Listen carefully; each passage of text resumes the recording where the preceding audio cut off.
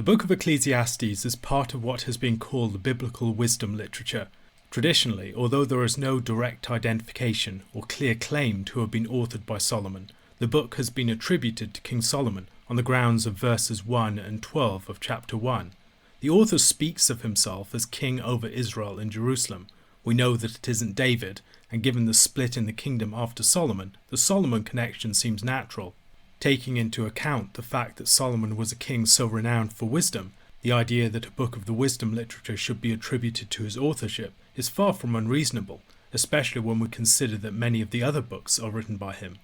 The strength of the tradition of Solomonic authorship should not be lightly dismissed.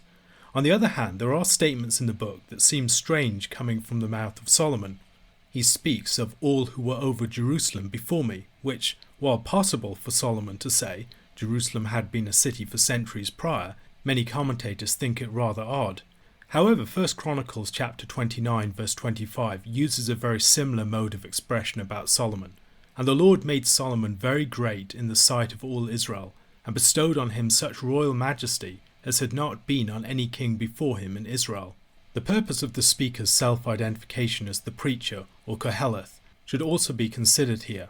Why speak of himself as Koheleth and not simply as Solomon? Koheleth is itself arguably a pseudonym. Furthermore, as we move beyond the opening chapters, the idea that the author of the book was a king seems less obvious, and a number of the book's statements would make a lot more sense on the lips of someone who wasn't. See chapter 8 verse 2 to 4 for instance. I say, keep the king's command, because of God's oath to him. Be not hasty to go from his presence. Do not take your stand in an evil cause, for he does whatever he pleases. For the word of the king is supreme, and who may say to him, what are you doing? Relatively few commentators make the identification with Solomon nowadays, and even conservative commentators largely reject it. That said, the majority of commentators believe that the author of the book was intending its hearers or readers to associate the speaker with Solomon in some manner. While we should weigh such claims extremely carefully, we should also be clear that what might be the use of a persona as a literary device, for instance, should not necessarily be considered as falsehood. There are many cases where writers and poets have adopted the persona of a historical character and put words in their mouths. Generally, with genre expectations and the recognition of the distinction between the author or speaker and their persona, all parties understand what is taking place in such instances and don't believe that the author is actually claiming that the historical figures themselves made the statements. Likewise, fictions are not falsehoods, and much of the greatest wise literature of the world has adopted the form of fiction. For this reason, we should beware of rejecting non-Solomonic authorship out of hand, even though doing so might require expanding our notion of the sort of genres that inspired scripture could include. On the other hand, we do need to distinguish sharply between forms of pseudepigraphical literature that are designed to deceive hearers and readers, something that would be directly contrary to a belief in the truthfulness of scripture, and forms of such literature that are adopting historical personae as a device in a manner that is well within the mutually understood bounds of genre of the author and his original audience. Michael Fox is an example of someone holding such a position, someone who believes that the preacher or Koheleth is intended to evoke Solomonic features without being identified as Solomon, even as a persona.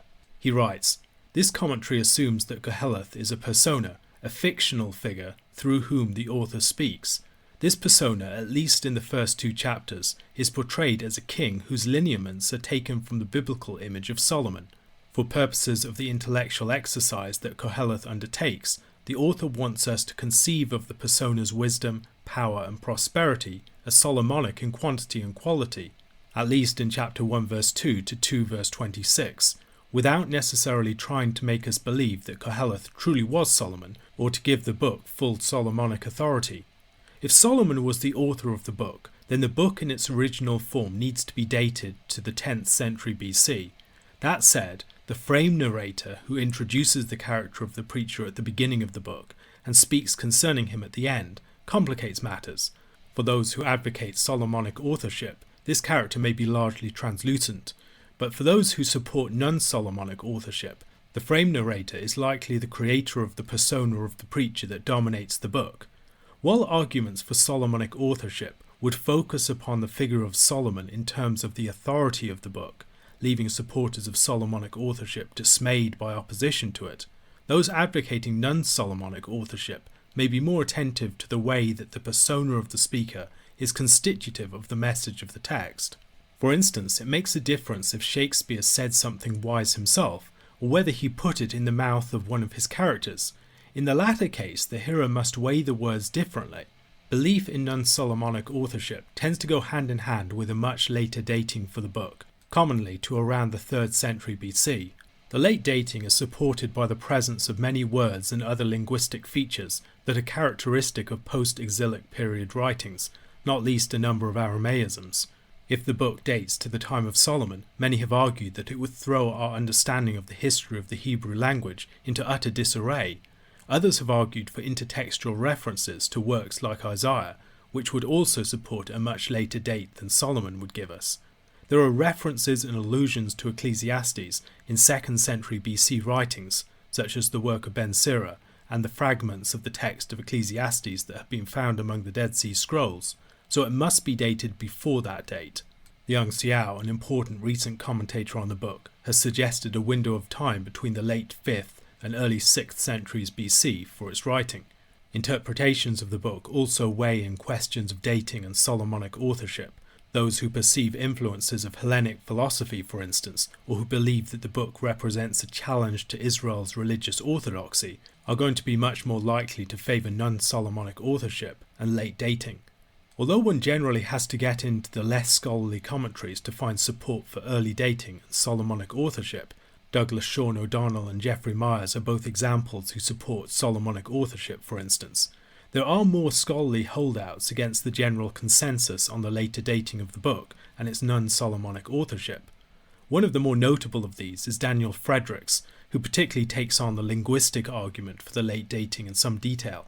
He makes a case that, at the very least, significantly lessens the weight that line of argumentation has hitherto enjoyed in certain quarters.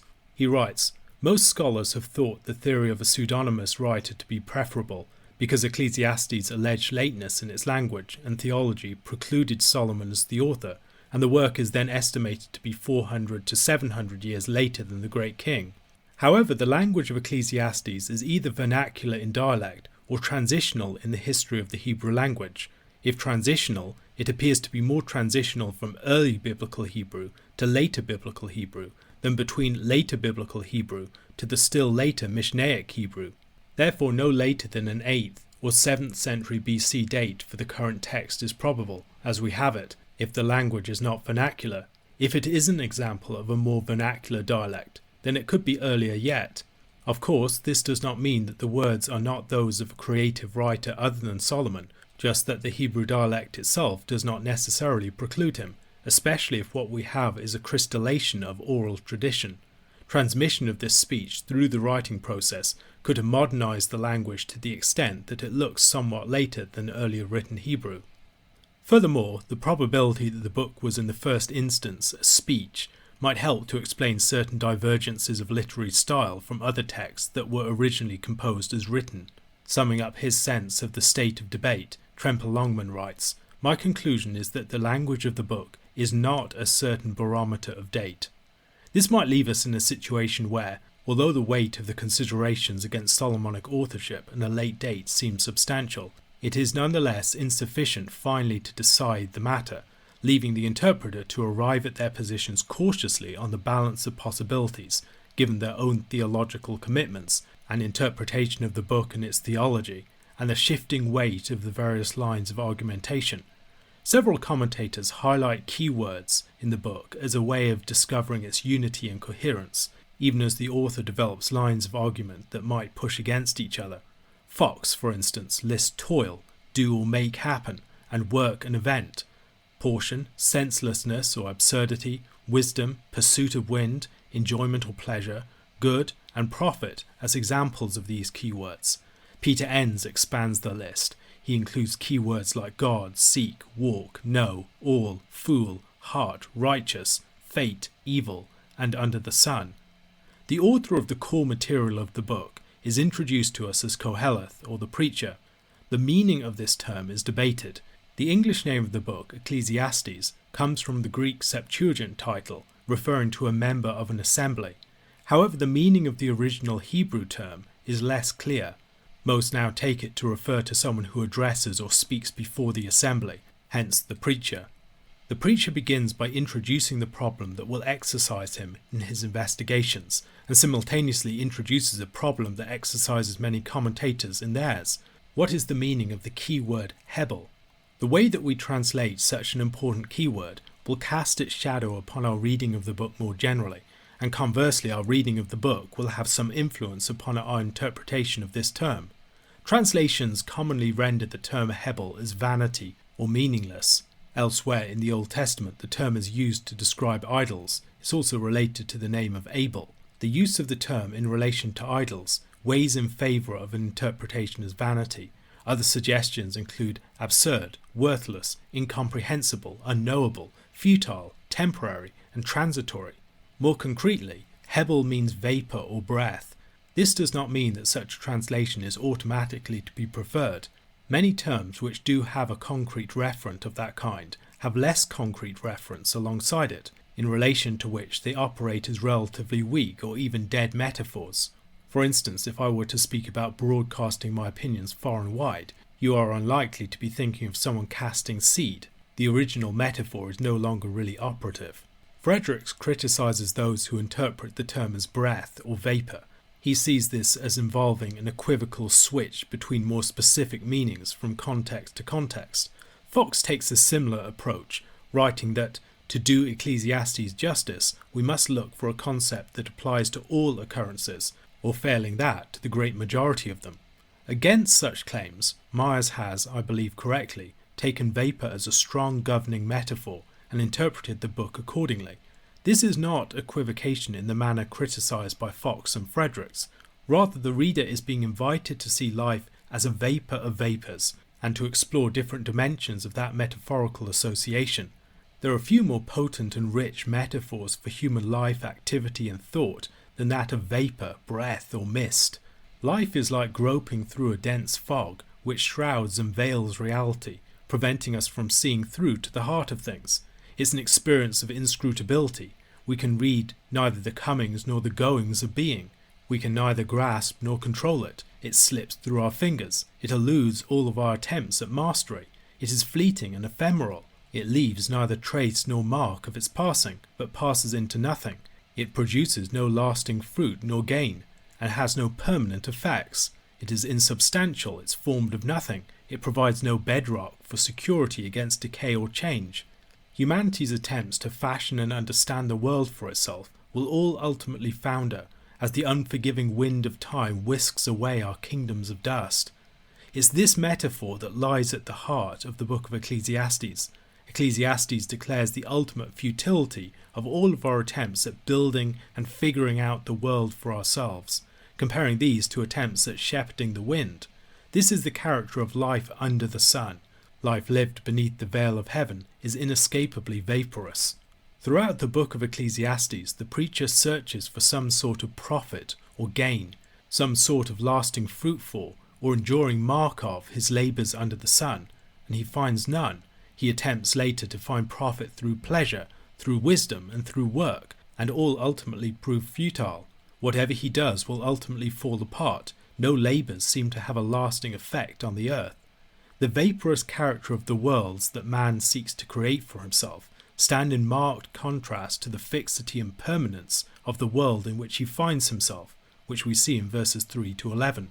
It's this contrast between permanence and ephemerality that manifests his activities as vapour. We might try to form and fill our own world, much as God formed and filled his world, but his will last, and ours will soon perish. In verses 4 to 7, the preacher lists 4 cycles that illustrate the transitory character of life. Verse 4, the movement of the generations upon the enduring stage of the earth. Verse 5, the cycle of days and the enduring reality of the sun. Verse 6, the various occasions of the blowing of the wind, but its enduring circuits. Verse 7, the constant movement of waters to the sea, without ever filling the sea up or ceasing the cycle. What is there to show from any of these unceasingly repeating natural cycles? Is there any gain to show for them, any lasting residue? Do they make any enduring mark upon the world? All actions are transitory, yet the cycles seem to be unending. This is a source of frustration to human beings who want to escape incessant cycles and to leave some enduring mark for themselves. We strive to attain to something eternal or lasting. We build our proud sandcastles only for the relentless cycle of the tide to break them down and erase all signs that they were ever there. However, the cycles of human life will repeat themselves, and there won't be anything that is truly and enduringly new. The past has faded into the mist of forgetfulness, and we too, in our time, will suffer a similar fate. If we are very lucky, we might be remembered for perhaps even 100 years after our death, but in time we also will be forgotten.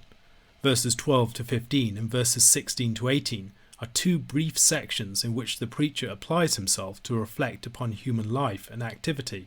Speaking as a Davidic king in Jerusalem, in at the very least a Solomonic persona, the preacher devotes his heart to investigating human activity under the sun, another key expression in the book. As a powerful monarch, one would think that the Davidic king over all Israel and Jerusalem had achieved genuine gain. However, he is all too keenly aware of the modest limits of human activity and the great constraints that we find ourselves in as we expend our efforts in the vapour, in the sub-celestial realms below the heaven and the highest heavens.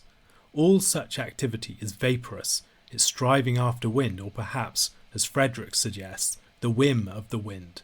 There is no way in which we can alter or amend our fundamental condition, no matter how much we try, even though we might, with a well-built wall and a broad moat, delay the encroachment of the incoming waves upon our constructions in the sand.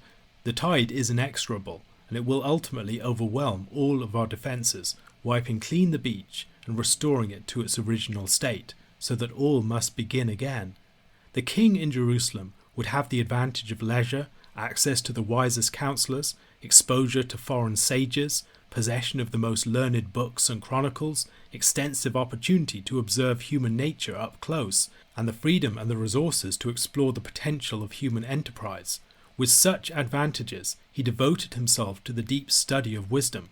We should recall the description of Solomon's wisdom in 1 Kings chapter 4, verses 29 to 34. And God gave Solomon wisdom and understanding beyond measure, and breadth of mind like the sand on the seashore, so that Solomon's wisdom surpassed the wisdom of all the men of the East, and all the wisdom of Egypt. For he was wiser than all other men, wiser than Ethan the Ezrahite, and Heman, Calcol, and Darda, the sons of Mahal, and his fame was in all the surrounding nations. He also spoke 3,000 proverbs, and his songs were 1,005. He spoke of trees, from the cedar that is in Lebanon to the hyssop that grows out of the wall. He spoke also of beasts, and of birds, and of reptiles, and of fish. And people of all nations came to hear the wisdom of Solomon, and from all the kings of the earth who had heard of his wisdom. However, the king's study of wisdom merely acquainted him more with the limits of human endeavour and purpose, and the ways that wisdom can fail. The more knowledge he gained, the more frustration and sorrow he experienced.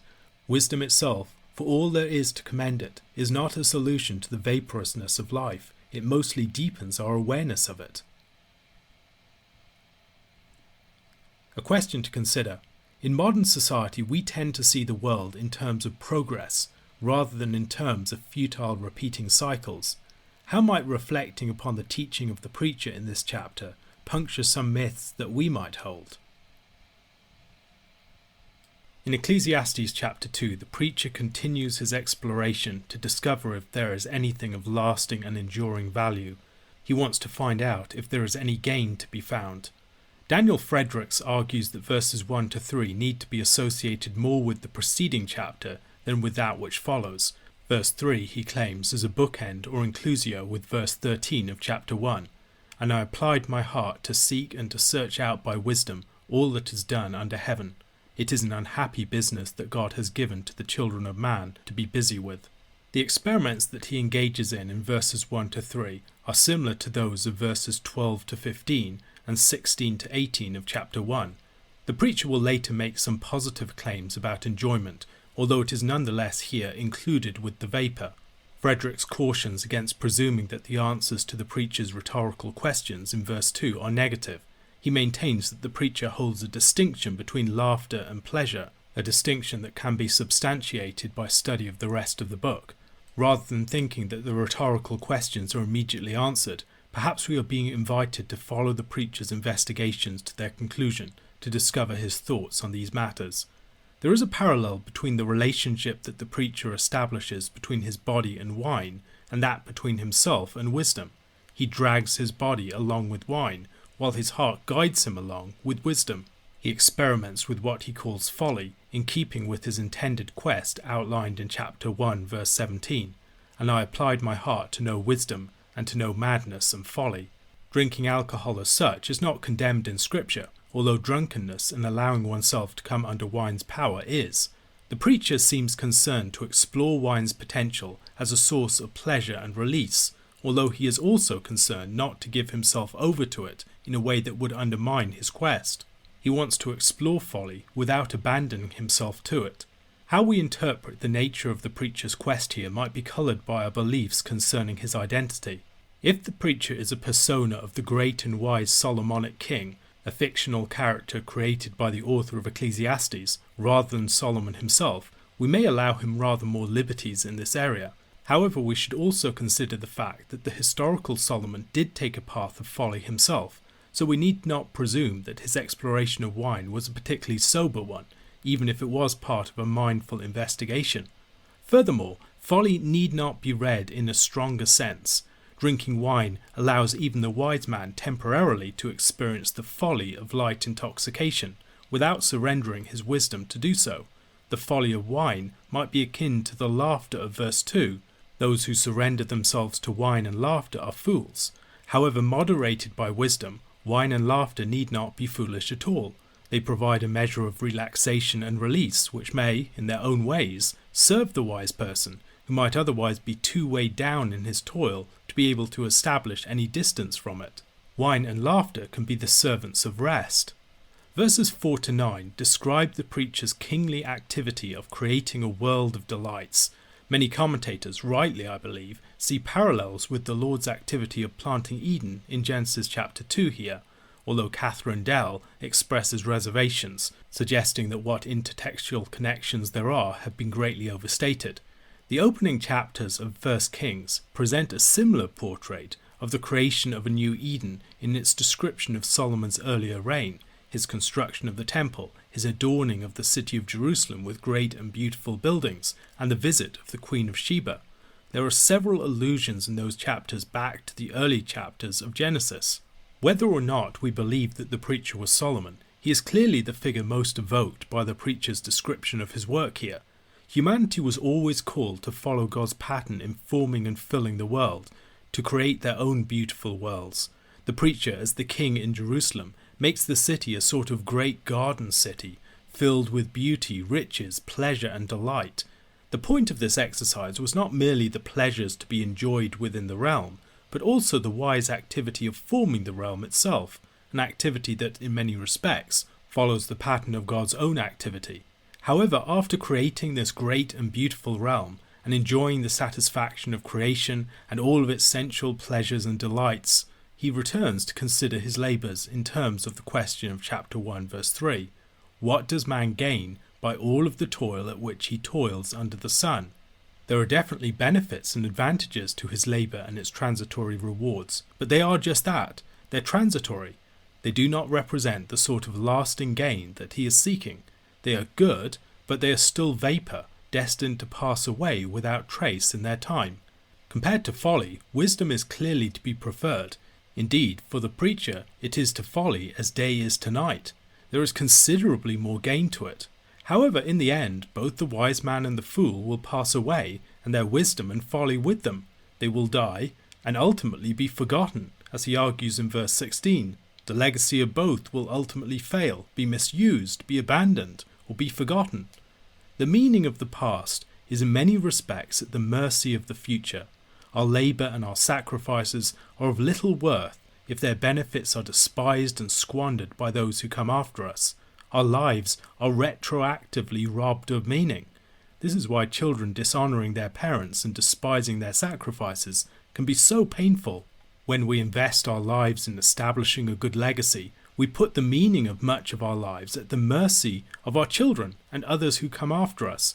with no guarantees that they will respect and honour our labours and ensure that our sacrifices achieve their fruit. Solomon was tragically doomed to leave a vast and glorious kingdom to a proud son who would precipitate a catastrophic split and the loss of most of its riches. The preacher sums up the results of his investigation in verses 22 to 23. He experiences sorrow and vexation and lacks rest. Solomon's great works reached their zenith in 1 Kings, 500 years after the Exodus, when he completed the great temple and palace complex in Jerusalem. It would have seemed that, of all times when rest or Sabbath might have been achieved, it was in that time, a year of Jubilee times 10. However, restlessness was still the outcome. All is fleeting vapour, slipping through our fingers, beyond our attempts to grasp and control, to attain lasting substance, or to say at any point that we have truly arrived. Again, none of this means that wisdom, joy, and life's pleasures are worthless. They have their value. They are gifts to be received from God in our toil. They're signs of God's goodness. Indeed, there's nothing better than to enjoy these transitory things, even as we appreciate that they are nonetheless vapour. Every breath is a remarkable gift from God, even though little is more transitory than a breath. Wisdom is finding delight in the vapour, without losing sight of its vaporous character. We discover God's goodness in the transitory but good joys of life. We also see his justice in the way that God elevates some and brings others low in order to serve the righteous. This too is transitory, however, but it is good in its time. A question to consider: how might this chapter be read against the backdrop of Genesis chapters 1 to 4?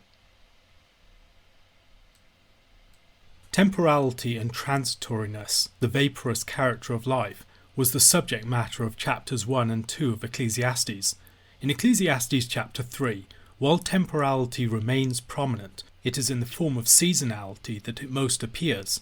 The activities listed in verses 1 to 8 are all temporary, but they all have the setting of a fitting time.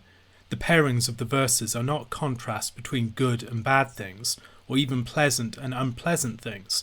Rather, the pairings concern contrasting times, to which fitting activities correspond.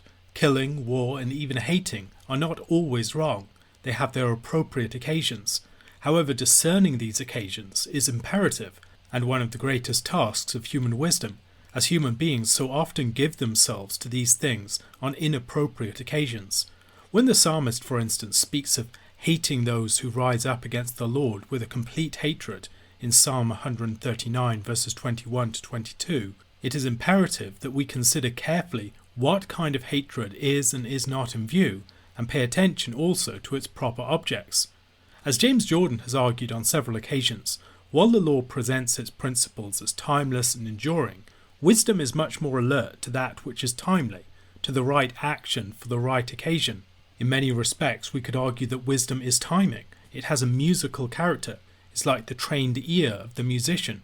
The wise person has an extensive repertoire of actions and responses.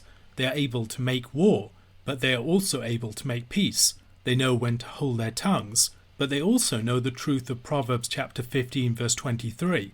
To make an apt answer is a joy to a man, and a word in season, how good it is. They are people who can enter fully into the right feelings at the right times. They can weep in times of mourning. They can laugh in times of joy. They perceive the right times to abandon a cause and the right times to take one up. They are attentive and adaptable. There are people who can only operate, for instance, in the mode of courage and conflict, while there are others who are temperamentally circumspect to the point of paralysis. The wise person is neither. They know when courageous confrontation is necessary and when cautious restraint and conciliation is the most prudent course of action. They are neither prisoners of their reckless courage or of an overcautious trepidation, but they perceive the time and act wisely within it. Wisdom, then, is not just a matter upon reflecting upon what is timelessly good, but also one of deliberating about what is right, about the specific prudent actions that we ought to take in the light of that which is good in our particular situations and times. I know, for instance, that it is good to be generous and charitable, but should I give that person this gift, or should it go to some other cause? Would it be better if I refrained from giving on this occasion and gave on some other occasion instead? These are the sorts of questions of timing that wisdom needs to be concerned with. People often confuse what is good and what is right, between those values that should guide me and between what I ought to do in this specific situation. The preacher returns to this point later in the book, in chapter 8 verses 5 to 6. Whoever keeps a command will know no evil thing, and the wise heart will know the proper time and the just way. For there is a time and a way for everything, although man's trouble lies heavy on him. There is a marriage here, as Daniel Fredericks recognizes, between divine sovereignty and human responsibility, between God who establishes the times and human beings who must act appropriately within them, discerning what is fitting and when. Human beings need to move well with the variegated seasons of life, rather than trying to overcome life's seasonality in a sort of timeless ethic. The preacher returns to the key question in verses 9 to 11. What gain has the worker from his toil? In creation, God established man to be fruitful, to multiply, to fill the earth, to subdue it, and to exercise dominion over all of its creatures. Man was created to till the ground. Man was later cursed with toil and difficulty in that task, frustrated in his primary endeavour. God made man for this task, and he also established the seasonality of life, the movements of weeks, months, seasons, years, the various seasons of a person's life, the movements from generation to generation, the life cycle of a great kingdom or empire, the changes in geology and climate over vast spans of time. All of these things were created and established by God, and we dwell within them. We need to move with his providential direction, discerning the times and acting accordingly. Besides making everything beautiful in its time, God also has placed eternity into man's heart. Even in the changing character of life, we are not merely caught in a flux. We have a sense of what is lasting and enduring. Human beings can have some sense of who God is, a God who is not seasonal, a God who is not transitory, and does not change with the times. Nevertheless, despite the fact that we can come to some apprehension of God and his works, we can never comprehend him or them completely. God always exceeds our knowledge. He communicates himself truly to us in a way fitted to our limitations. How ought we to respond to our limitations, the limited duration of our lives, and our greatly constrained capacities? By practicing joy and pursuing righteousness within our short lifespans. These are modest creaturely aspirations, but they're good nonetheless. God has given us good gifts to enjoy, and so we should eat, drink, and take pleasure, appreciating the rewards of and the rest within the labour that God has committed to us. Some people reading this instruction of the preacher see it as negative or unwise advice. Eat, drink, and be merry, because tomorrow we die. In the light of our mortality, hedonism is the only way to go. But this is not what the preacher is saying here. We should note that he talks about doing good. He also talks about eating, drinking, and having pleasure in our toil as God's gift to man. Eating, drinking, and having pleasure with thanksgiving in one's heart to the Lord was at the very heart of Israel's life. Thanksgiving, contentment, and generosity are the means by which the 10th commandment is fulfilled. And with that, it's the way in which our hearts are set right, postured appropriately towards our neighbour in generosity and avoiding all envy, and related appropriately towards God in thanksgiving for his manifold gifts. In many respects, the preacher's claim here is that the good of our toil is discovered in the Sabbaths that God has given us. On the Sabbath, we perceive the beauty of things in their time. We also feed the eternity that God has put within our hearts. It's a time of eating and drinking and rejoicing in the presence of the Lord.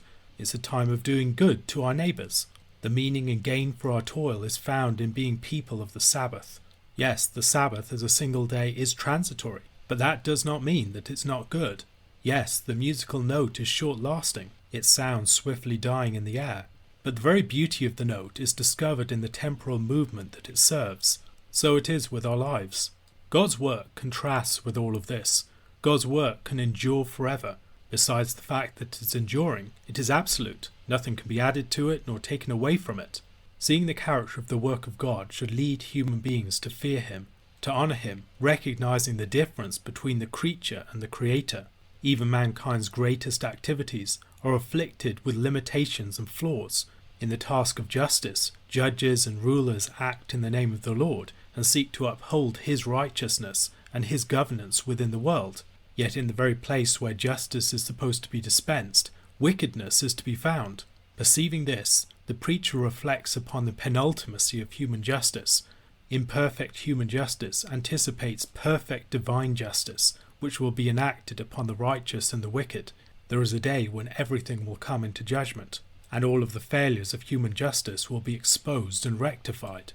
The temporality and seasonality of life is powerfully seen in the beasts.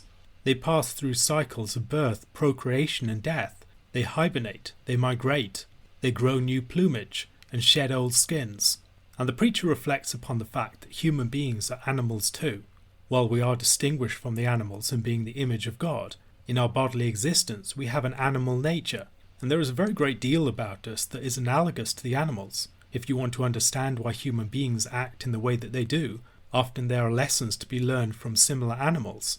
Their brains, their hormones, their bodies and their various systems work in much the same ways as ours do. They also sleep and eat.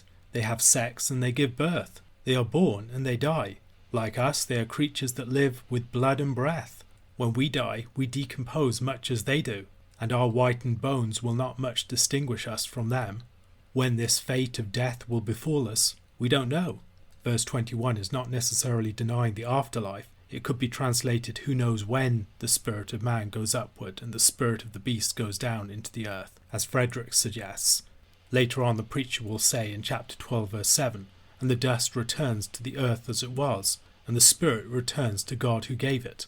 It might also be a reference to the limitations of our knowledge of what comes after death. Which of us has any first-hand experience of the afterlife, of any horizon beyond our immediate lives? Verse 22 concludes the chapter by reaffirming the point that was made earlier. There is nothing better than that a man should rejoice in his work, for that is his lot. As he argued in the previous chapter, there's no telling who's going to come after us and what they will do with our life and our sacrifices. So while we may hope to leave a lasting legacy, it's important that we enjoy our Sabbaths now. A question to consider. Where else in the wisdom literature are we taught concerning seasonality and the timely character of true wisdom? Ecclesiastes chapter 4 continues the preacher's exploration of the vaporous character of life, the ways in which it can be transitory and futile. In this chapter, the focus is more upon the relationships between human beings and their interactions. He speaks of oppression and envy, of sluggishness, of overwork and of isolation, of the benefits of mutual support, and the vaporous character of status and position. In the previous chapter, he had spoken about injustice in society.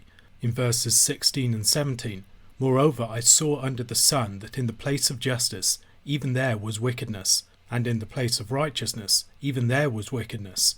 I said in my heart, God will judge the righteous and the wicked, for there is a time for every matter and for every work. Considering the reality of oppression, he sees the tears of the oppressed and the power of the oppressors, and indeed there seems to be no relief in sight. God doesn't seem to be doing anything. No human judge is acting on their behalf, and in such misery and desperation, what hope is there? The preacher is not sure that it is worth living in those sorts of situations. Indeed, the dead who are delivered from such oppression could be considered fortunate, and indeed more fortunate still would be those who have never been born into such oppression in the first place.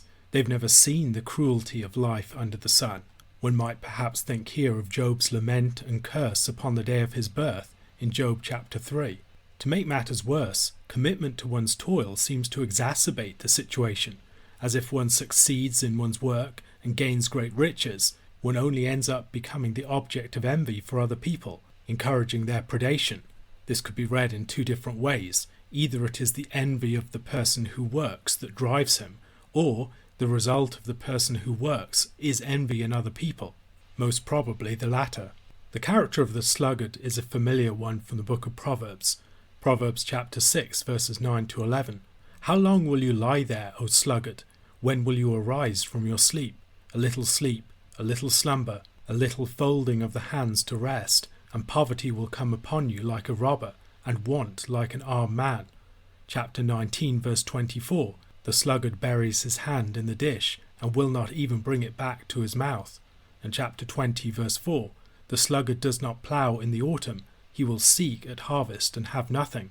The inactivity of the sluggard's hands means that he has no food, and he ends up consuming himself.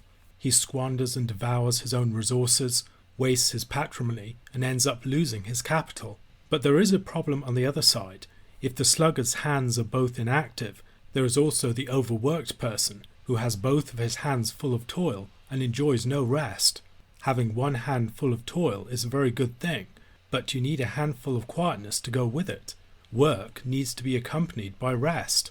A particularly powerful example of this futility is seen in the person who is isolated, the person who is without friends or companions.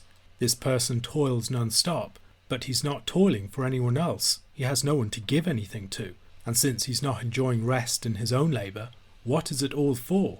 Relief and reward in toil is found in companionship. While the preacher's point here would include marriage, it's a far broader point than just marriage. The good companion is a way to avoid the vaporousness of the situation of verses 7 to 8. It's also a way by which oppression and loss can be relieved, because the companion can be a deliverer. The companion also relieves discomfort and hardship. The preacher expresses this by speaking of two people lying together to keep each other warm, perhaps on a journey, in the watches of the night, or in the marriage bed. Likewise, the companion is someone who can watch your back, who can stand by your side and support you, who can fight with you, and as he stands with you, together you can withstand whatever opponents come your way. If 2 people together is good, 3 people together is even better. Knowing and valuing companions is a common theme within wisdom literature. We can think about Proverbs chapter 17 verse 17, a friend loves at all times, and a brother is born for adversity. Or chapter 18 verse 24, a man of many companions may come to ruin, but there is a friend who sticks closer than a brother. Much of the book of Job is concerned with Job's struggles when his companions have turned against him, and his desire for an advocate or intermediary to stand up for him. The vaporous character of succession has already been an issue within the book of Ecclesiastes. In chapter 2 verses 18 to 21, I hated all my toil in which I toil under the sun, seeing that I must leave it to the man who will come after me. And who knows whether he will be wise or a fool? Yet he will be master of all for which I toiled, and used my wisdom under the sun. This also is vanity. So I turned about and gave my heart up to despair over all the toil of my labours under the sun, because sometimes a person who has toiled with wisdom and knowledge and skill must leave everything to be enjoyed by someone who did not toil for it. This also is vanity, and a great evil. Whereas earlier he had spoken about generational succession, here he speaks about succession on the throne. He presents us with a roughly drawn picture, which seems to refer to 3 different characters. First of all, there is an old and foolish king. This foolish king does not listen to counsel. And then on the other hand, there's a poor and wise youth. This youth rises from nothing at all, from the prison all of the way to the throne. This might give us a sense of the transitory character of the glory and power of man, even of those who enjoy the status and the office of kings. It also suggests that wisdom wins out over folly. However, there's a twist in the tale. A 3rd character comes along. There is another young upstart who's going to stand in the place of the one who rose to the position of the king. Although he gained his position through wisdom, he's going to lose it and be forgotten. This story does not seem to refer to any specific situation that we know of in Scripture, although it is clearly reminiscent of a couple of major stories in Scripture. The story of Joseph, who rose from the prison to the second in the realm, and then after all of his work for Egypt, was later forgotten by a pharaoh that rose up. It might also remind us of the story of Saul and David. Saul is the old and foolish king who won't take advice, who rejects the Lord, and then David rises up to take his place. He's the wise and faithful youth of humble background. Nevertheless, when Absalom his son rises up against him, all the people flock to Absalom. Despite all of the wisdom of that young man who rose to be king, the people prove to be fickle and will reject him. This too is vaporous and striving after wind. A question to consider: what are some of the ways in which pursuing companionship might relieve certain of the problems that the preacher has discussed to this point? In Ecclesiastes chapter 4, the preacher focused upon the vaporousness of human society and its dynamics, our horizontal relationships. Now at the beginning of chapter 5, he turns to our relationship with God, our vertical relationship, as it were. We can observe a parallel between verses 1 to 3 and verses 4 to 7. They are two sets of teaching concerning cultic actions that need to be taken mindfully, sacrificing and making a vow. Both of these teachings are followed by a strange proverb concerning dreams. The preacher here warns against the danger of thinking that going through the motions is enough, that a mechanical and unmindful attitude to worship is sufficient, that sacrifice and other cultic actions can substitute for moral integrity and a heart ordered towards God, or that good intentions that don't give birth to actions suffice. The teaching here is similar to teaching we find elsewhere in Scripture, in James chapter 1 verses 19 to 20 for instance.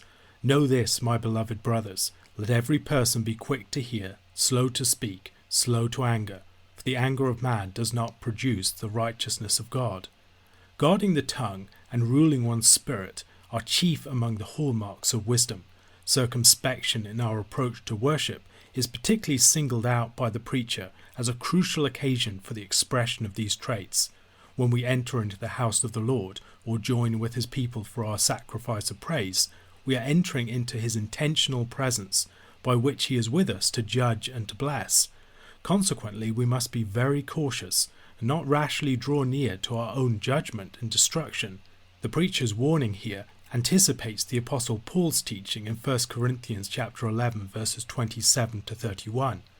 Whoever therefore eats the bread or drinks the cup of the Lord in an unworthy manner will be guilty concerning the body and blood of the Lord. Let a person examine himself then, and so eat of the bread and drink of the cup. For anyone who eats and drinks without discerning the body eats and drinks judgment on himself. That is why many of you are weak and ill, and some have died. But if we judged ourselves truly, we would not be judged. Warnings about inappropriate and reckless worship are common in the scriptures, and also elsewhere in the wisdom literature. For instance, in Proverbs chapter 15 verse 8, the sacrifice of the wicked is an abomination to the Lord, but the prayer of the upright is acceptable to him. And the similar verse in chapter 21 verse 27, the sacrifice of the wicked is an abomination, how much more when he brings it with evil intent. That the preacher especially focuses upon the tongue and our need to be guarded in speech in worship is noteworthy. Worship can so often be filled with our own words that come rather too easily to our mouths. For the preacher, however, worship should be a place of mindful listening first and foremost, of guarded speech and weighty utterance. When we speak in worship, we should not speak lightly, but ought to speak as those who will be judged by and held to what we declare. A particular case of our need to guard our speech is seen in the case of the vow. The danger of rash vows is well illustrated by the story of Jephthah and his daughter. Deuteronomy chapter 23 verses 21 to 23 also cautions against taking vows without recognizing their weight. If you make a vow to the Lord your God, you shall not delay fulfilling it, for the Lord your God will surely require it of you, and you will be guilty of sin. But if you refrain from vowing, you will not be guilty of sin. You shall be careful to do what has passed your lips, for you have voluntarily vowed to the Lord your God what you have promised with your mouth. As in the teaching of verses 1 to 2, the warning makes clear that the Lord does not suffer fools. If you are entering into his presence, you must be in earnest. There is no requirement that you must take a vow, as Deuteronomy points out, so don't be hasty to make one. If you make a vow, you haven't sinned. Indeed, you might have done something very good. However, it places a heavy responsibility upon you to fulfill what you have declared that you will do. The person who vows rashly will bring judgment upon himself. The cryptic proverbs concerning dreams of verses 3 and 7 punctuate these two sections of teaching. The meaning of these two statements is difficult to determine. Verse 3 might refer to the way in which people can imagine great deeds that they might perform, when they would never put in the effort required to make those dreams materialize, meaning that the dream remains a dream. The fool's speech is like this. He is full of empty words that never come into reality. Verse 7 makes a similar point. The more that people are given over to an imagination divorced from action, the more their words will multiply. Words come easily for such dreamers, because their words are hollow and light. However, the wise man weighs his words and speaks prudently when he isn't carefully holding his tongue.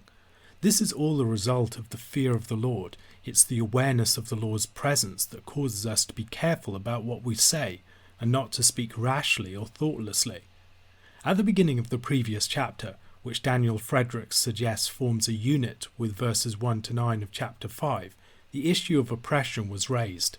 Again I saw all the oppressions that are done under the sun, and behold the tears of the oppressed, and they had no one to comfort them. On the side of their oppressors there was power, and there was no one to comfort them.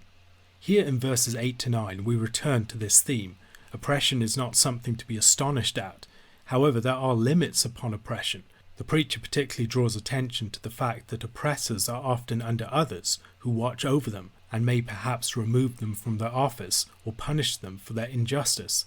And even if no human judge will establish justice in such situations, ultimately the Lord watches over all, and he will bring all deeds to account. The king committed to cultivated fields might be a way of speaking of the king who manages his realm well, removing the weeds of unjust judges from it and planting faithful rulers in their place.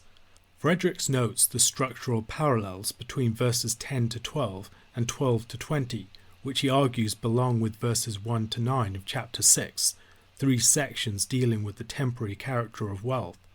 He also, however, offers an alternative structure, which presents verses 10 to 12 as the introduction, and verses 13 to 20 are paralleled with chapter 6 verses 1 to 9.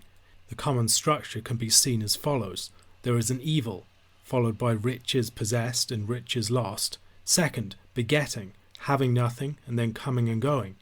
Third, what advantage from toil, no satisfaction, and then the theme of contentment, with which the section ends. The person who is a lover of money will not ultimately find it satisfying. Greater wealth increases responsibilities. It increases hangers-on, fair-weather friends, and the expectations and demands of others. Besides all of this, wealth provokes others' envy and their desire to take advantage of the wealthy man, to defraud him, to steal from him, or otherwise to part him from his wealth. The wealthy man may well struggle to enjoy untroubled sleep. By contrast, the labouring man, who makes a subsistence living, may sleep with few worries and enjoy contentment. The Apostle Paul seems to allude to this passage in 1 Timothy chapter 6 verses 6 to 10, where he explores the same points. But godliness with contentment is great gain, for we brought nothing into the world, and we cannot take anything out of the world. But if we have food and clothing, with these we will be content. But those who desire to be rich fall into temptation, into a snare, into many senseless and harmful desires that plunge people into ruin and destruction. For the love of money is a root of all kinds of evil. It is through this craving that some have wandered away from the faith and pierced themselves with many pangs. Having enough and being content is true wealth. Verses 13 to 17 present us with a specific instance of the vaporous character of wealth, a man who loves and hoards wealth, yet who loses it all in an unwise venture and has nothing left to leave to his son. He has devoted his entire life to the pursuit of money and ends up with nothing whatsoever to show for it, his son being left without any inheritance either. We might think here of Jesus' parable concerning the rich fool and the danger of covetousness in Luke chapter 12. It is death especially that exposes the emptiness of such pursuit of wealth. The soul of the rich man was required of him by God, and all of his wealth was of no use to him at that point. Similar warnings about laying up treasure on earth, where it can be lost to thieves and corruption or to failed ventures, are given by Jesus in the Sermon on the Mount. Verses 18 to 20, with which the chapter concludes, are like chapter 6 verse 9, which concludes the parallel section in counselling contentment. By pursuing contentment in God's good gifts in the midst of our labours, whether we are rich or poor, we will know peace and joy in our work, enjoying our lot, rather than constantly fretting to change it in a way that will never really bring true satisfaction. The person who cannot find satisfaction and contentment in a small sufficiency will struggle to find it in much wealth. A question to consider. What is money? What does it stand for? Why do we so pursue it? What are some of the ways that the Bible demythologizes money, helping us to think about it more accurately? Ecclesiastes chapter 6 is a brief chapter which largely continues the theme of vaporous wealth from the latter half of chapter 5. Daniel Fredericks has remarked upon the similarity of structure between chapter 5 verses 13 to 20 and chapter 6 verses 1 to 9. Both sections begin by referring to an evil under the sun in chapter 5 verses 13 to 14 and chapter 6 verses 1 to 2 respectively, an evil that involves the possession and then the loss of riches. Both move to speak of begetting, yet of being without, and they also speak of the relationship between birth and death. Finally, both raise the key question of the advantage of toil where satisfaction is not present, concluding by stressing the importance of contentment. This chapter concerns the case of a man who is granted the power to get rich, yet is denied the opportunity to enjoy his wealth. Like the person who loses his great wealth suddenly and has nothing to pass on, the person who gains great wealth, yet loses his life or his ability to enjoy his wealth, is an instance of the temporary and vaporous character of riches. We might again think of Jesus' parable of the rich fool, who plans to build bigger barns, yet loses his life before he can truly enjoy his wealth. We are not the masters of our lives, nor are we the ones who determine how long we will live.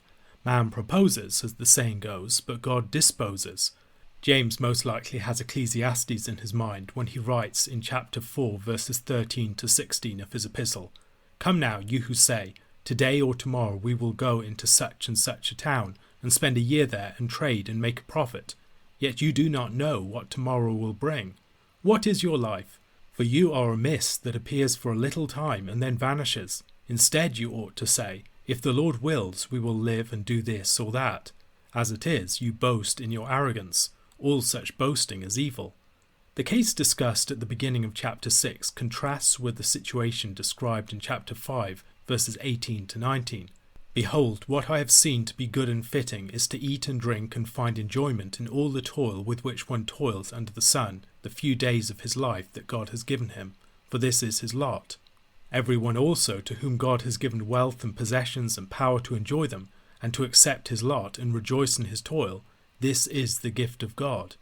The enjoyment of the good things of life is a gift of God, both the good things themselves and the power to enjoy them. These gifts, however, are not universally enjoyed. For various reasons, some wealthy people lose their ability to enjoy their great riches, and their wealth falls into the hands of strangers. The person who dies prematurely is an example of this, the person struck with serious illness, or the person who is taken from his land by exile. In another way, the person who is given over to dissatisfaction can never enjoy the good gifts of his life. Every one of his gifts is a sign of what he does not possess, what he envies in his neighbour. Verses 3 to 6 may continue to refer to the same man as was the subject of verses 1 and 2, or perhaps it refers to another person. This person, by outward appearances, has the great blessings of long life and numerous children. However, his life is one of misery and discontentment, without enjoyment of the good gifts of life. It ends in dishonour, as he doesn't even receive a proper burial, already being forgotten at the time of his death. Children and long years, far from being gifts to such a person, may even compound his misery. Perhaps his children become burdens upon his meagre resources, and each further year of life is another year of bitter suffering, with ill health or social rejection, or maybe just a deep discontentment that he has fostered in his heart. Like Job cursed the day of his birth, and considered that he would have been better off had he never been born, this man is less well off than the stillborn child, the child who had never seen or experienced the evils that occur under the sun. In the stillborn child's greatly premature death, at least he knows some rest, while the man who lives a long life of bitter toil has an extended and unrelieved sentence of hard service. Adding years to such a man's life won't improve his lot. The emphasis given to the man's lack of burial is also in keeping with one of the preacher's consistent concerns throughout the book, of the transitory character of life seen in being forgotten. As Fredericks observes, the man who receives no proper burial is like the stillborn infant in many respects. Both pass away nameless, their bodies disposed of without much regard of their unique selfhood. The tragedy of failing to achieve satisfaction has been a recurring theme of the book to this point. It's underlined again in verses 7 to 9, which recall us to chapter 5 verse 10, with which this short body of teaching on wealth began. He who loves money will not be satisfied with money, nor he who loves wealth with his income. This also is vanity. The toil of the man in verse 7 is Sisyphean. He is constantly labouring to satisfy an appetite that is inordinate. It's never satisfied. He never gets beyond the barest sustenance to true enjoyment. The problem here, however, is likely not the meagre products of his toil as the unruly appetite that he possesses. This is supported by verse 9, which partly answers the question raised by verse 8. The person given to a wandering and excessive appetite will never be satisfied.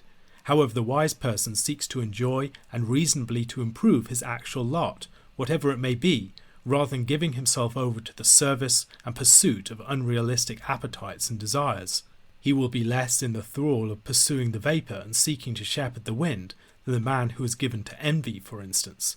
Human beings can take up arms against their lot in life, not reckoning with the strength of limiting circumstances, capacities and other factors. But we are transitory and impermanent creatures, doomed to pass away like breath when our time comes. We can multiply our words, but the hot air will only add to the vapour. It is far wiser to have the measure of ourselves, to know our limits, and to think and to act accordingly, pursuing enjoyment within those limitations, rather than dooming ourselves to dissatisfaction by constantly chafing at them. A question to consider: how does the modern world compound the human problem of the wandering appetite, and how might we apply the preacher's counsel to our cultural situations? As Tremper Longman remarks, the opening verse of Ecclesiastes chapter 7 wouldn't sound out of place in the book of Proverbs. Indeed, there are verses like it within that book, perhaps most notably Proverbs chapter 22 verse 1. A good name is to be chosen rather than great riches, and favour is better than silver or gold. However, the second half of the proverb here perhaps suggests a connection with what precedes it in chapter 6. Daniel Fredericks maintains that this verse needs to be understood as the response to the question of chapter 6 verse 12. For who knows what is good for man while he lives the few days of his vain life, which he passes like a shadow? For who can tell man what will be after him under the sun? In the end we all die, but a good name might outlive us. Interpretations of the second half of the proverb vary in part according to commentators' sense of how pessimistic and or cynical the preacher's vision is. There are occasions when death might be preferred to life. We might think about Job's description of his experience, for instance. The preacher has also spoken of situations of extreme suffering with no relief from toil. Perhaps the verse ought to be read in light of that. Alternatively, we might consider the way in which the day of death can be the seal of a good reputation, to which the person yet to be born has yet to attain. It seems to me that in the light of the first half of the proverb, there is a good case for this interpretation. It has been said that Christian faith is practice in the art of dying well. The preacher is convinced that the house of mourning, where we consider the day of a person's death and our own lives in terms of our own coming death, is a site where we will best learn wisdom. We might think of the statement in the Psalm of Moses, in Psalm 90 verse 12, "So teach us to number our days, that we may get a heart of wisdom." In fact, perhaps paradoxically, the hearts of people who mourn will be made better. Unlike several translations, it might be best to translate this as made better rather than made glad. The heart that gives itself to the activity of mourning can be deepened and matured in wisdom. By contrast, fools are drawn to feasting and levity. They adopt a hedonistic disregard for the death that awaits them, and thereby miss out on the opportunity to learn wisdom. On paper, the eat, drink and be merry for tomorrow we die attitude of the mindless hedonist may sound similar to the counsel of the preacher in places like chapter 2 verse 24.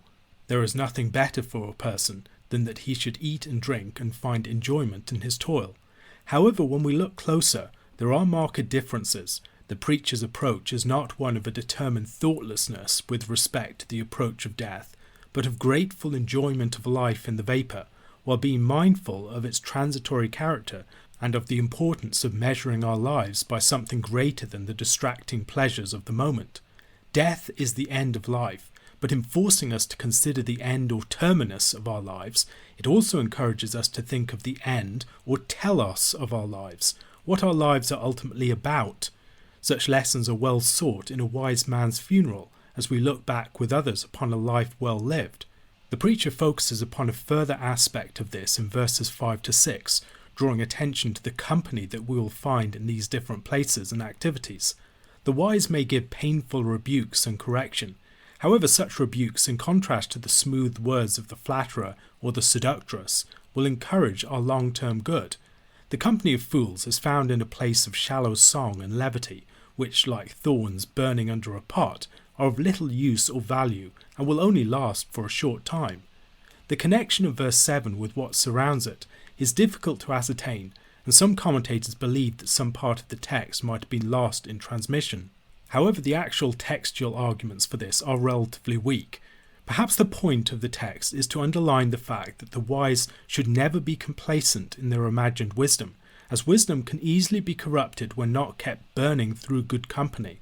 Much as the fools congregate together like thorns under the pot, so the wise need to be like clusters of burning coals, keeping each other glowing hot through rebuke and correction and encouragement in wisdom. Wisdom, if we are not careful, can be subverted or compromised, not least through temptations to exercise oppression and the allure of a bribe. Verse 8 recalls verse 1's claim about the day of a person's death being better than the day of their birth. The proverb of verse 8 has two mutually interpreting halves, like many such proverbs. The end of a thing is connected with the patient in spirit, who bides his time and sees a matter through to its proper conclusion, while the beginning of a thing is connected with the proud in spirit, who boast greatly before having accomplished anything. We might think of the proverb uttered by Ahab in 1 Kings chapter 20 verse 11. Let not him who straps on his armour boast himself as he who takes it off. The patient in spirit is a person who has mastered his spirit, while the proud in spirit is mastered by his pride. The picture is filled out in verse 9, which shows the connection between pride and anger, which makes a person rash, hot-headed and reactive, quite ill-suited for prudent, circumspect and effective action. The wise man masters his own heart first of all, and consequently is able to act in the proper manner at the proper time, rather than precipitously and incautiously. The warning against romanticising the olden days in verse 10 should probably be read in connection with verse 8, with its claim that the end of a thing is better than its beginning. The person who asks such a question may by implication be driven by pride, impatience and an unruly spirit. There are plenty of occasions where present things are unfavourably compared to past things in Scripture. For instance, the Laodiceans being called to return to their former works. So this verse should be interpreted with some care. Like most such verses, we need to consider it in light of other things that we know, and especially in the light of the surrounding context, to arrive at a good understanding of what is being said and what is not. Here are a few suggestions. First, we ought to consider the way that excessive nostalgia for the past can serve to distract us from present responsibilities and possible joys. Our responsibility is to live in and learn to find some joy in our own times, not to render ourselves fruitless and joyless by yearning for some other time that God has not given us. Second, such an attitude can arrest necessary movement towards maturity. The wise do consider the past. They assess their own times both favourably and unfavourably in terms of what they learn from it. However, their posture is forward-looking and creative, determined to leave something for the future, not just to long for a vanished past. Third, in terms of the broader themes of Ecclesiastes, there is nothing new under the sun. A romanticised past is a greatly airbrushed past. While there are indeed many respects in which our own times may compare poorly to the past, a general preference for the past almost invariably comes with a blindness to the evils of the past, which may have taken a different form to our own, but were no less real. It might be a temptation to read this statement as a support for a progressive vision over a conservative one, but we ought to consider that the preacher's perspective is no less dismissive of the progressive's equally unrealistic and airbrushed future of lots of new things under the sun that will fundamentally change humanity's situation. The progressive's future is no less illusory than the conservative's past. Verses 11 and 12 explore the relationship between wisdom and wealth. Solomon was blessed with both, his wealth largely proceeding from his wisdom in ruling his kingdom. Having both wisdom and wealth is a blessing indeed. Indeed, wisdom and wealth are alike in their protection of their possessor. However, if one is to be preferred, it must be wisdom. Nevertheless, as we might have come to expect from the preacher, this positive statement about wisdom and wealth, the sort of statement that we might encounter in the book of Proverbs, is counterbalanced by a reminder of the vaporous character of life. While wisdom and wealth are powerful, we are not ultimately the masters of our fate, not even when we have great wealth and great wisdom. God is. Life is transitory and opaque, and the lives of righteous persons may be cut short, while those of wicked persons are often prolonged. There are several perplexing verses in Ecclesiastes chapter 7, and verses 16 to 18 are definitely some of them. What does the preacher mean by saying that we shouldn't be overly righteous and not be too wise? This seems a very strange thing for Scripture to say. It is in such statements that many are led to believe that the words of Ecclesiastes are not really canonically authorized. These are words perhaps of a cynical sage that are within the canon, but are not held as authorized by the canon. Rather, the canon includes this voice in order to deny it. Popular as this position may be with many commentators and pastors, I don't find it persuasive in the slightest. However, if we dismiss this position, we still face the problem of trying to interpret these verses. What does it mean to be overly righteous or overly wise? Or on the other hand, is he saying that moderate wickedness is okay in verse 17? On closer reflection, it should be apparent that there are several ways in which these statements could be taken as wise biblical teaching. We might, for instance, think about Martin Luther's startling counsel: "Be a sinner and sin boldly, but believe and rejoice in Christ even more boldly, for he is victorious over sin, death, and the world. As long as we are in this world, we have to sin.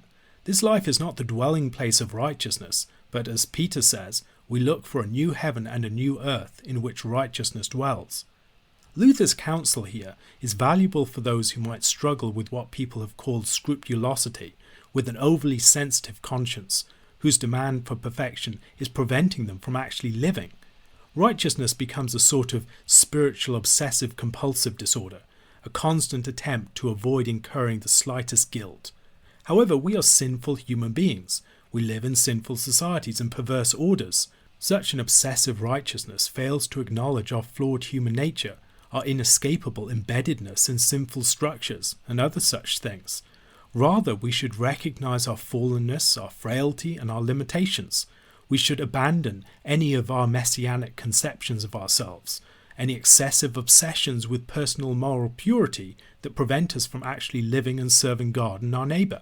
We should also abandon our hubristic attempts to pursue some angelic purity as weak and sinful human beings.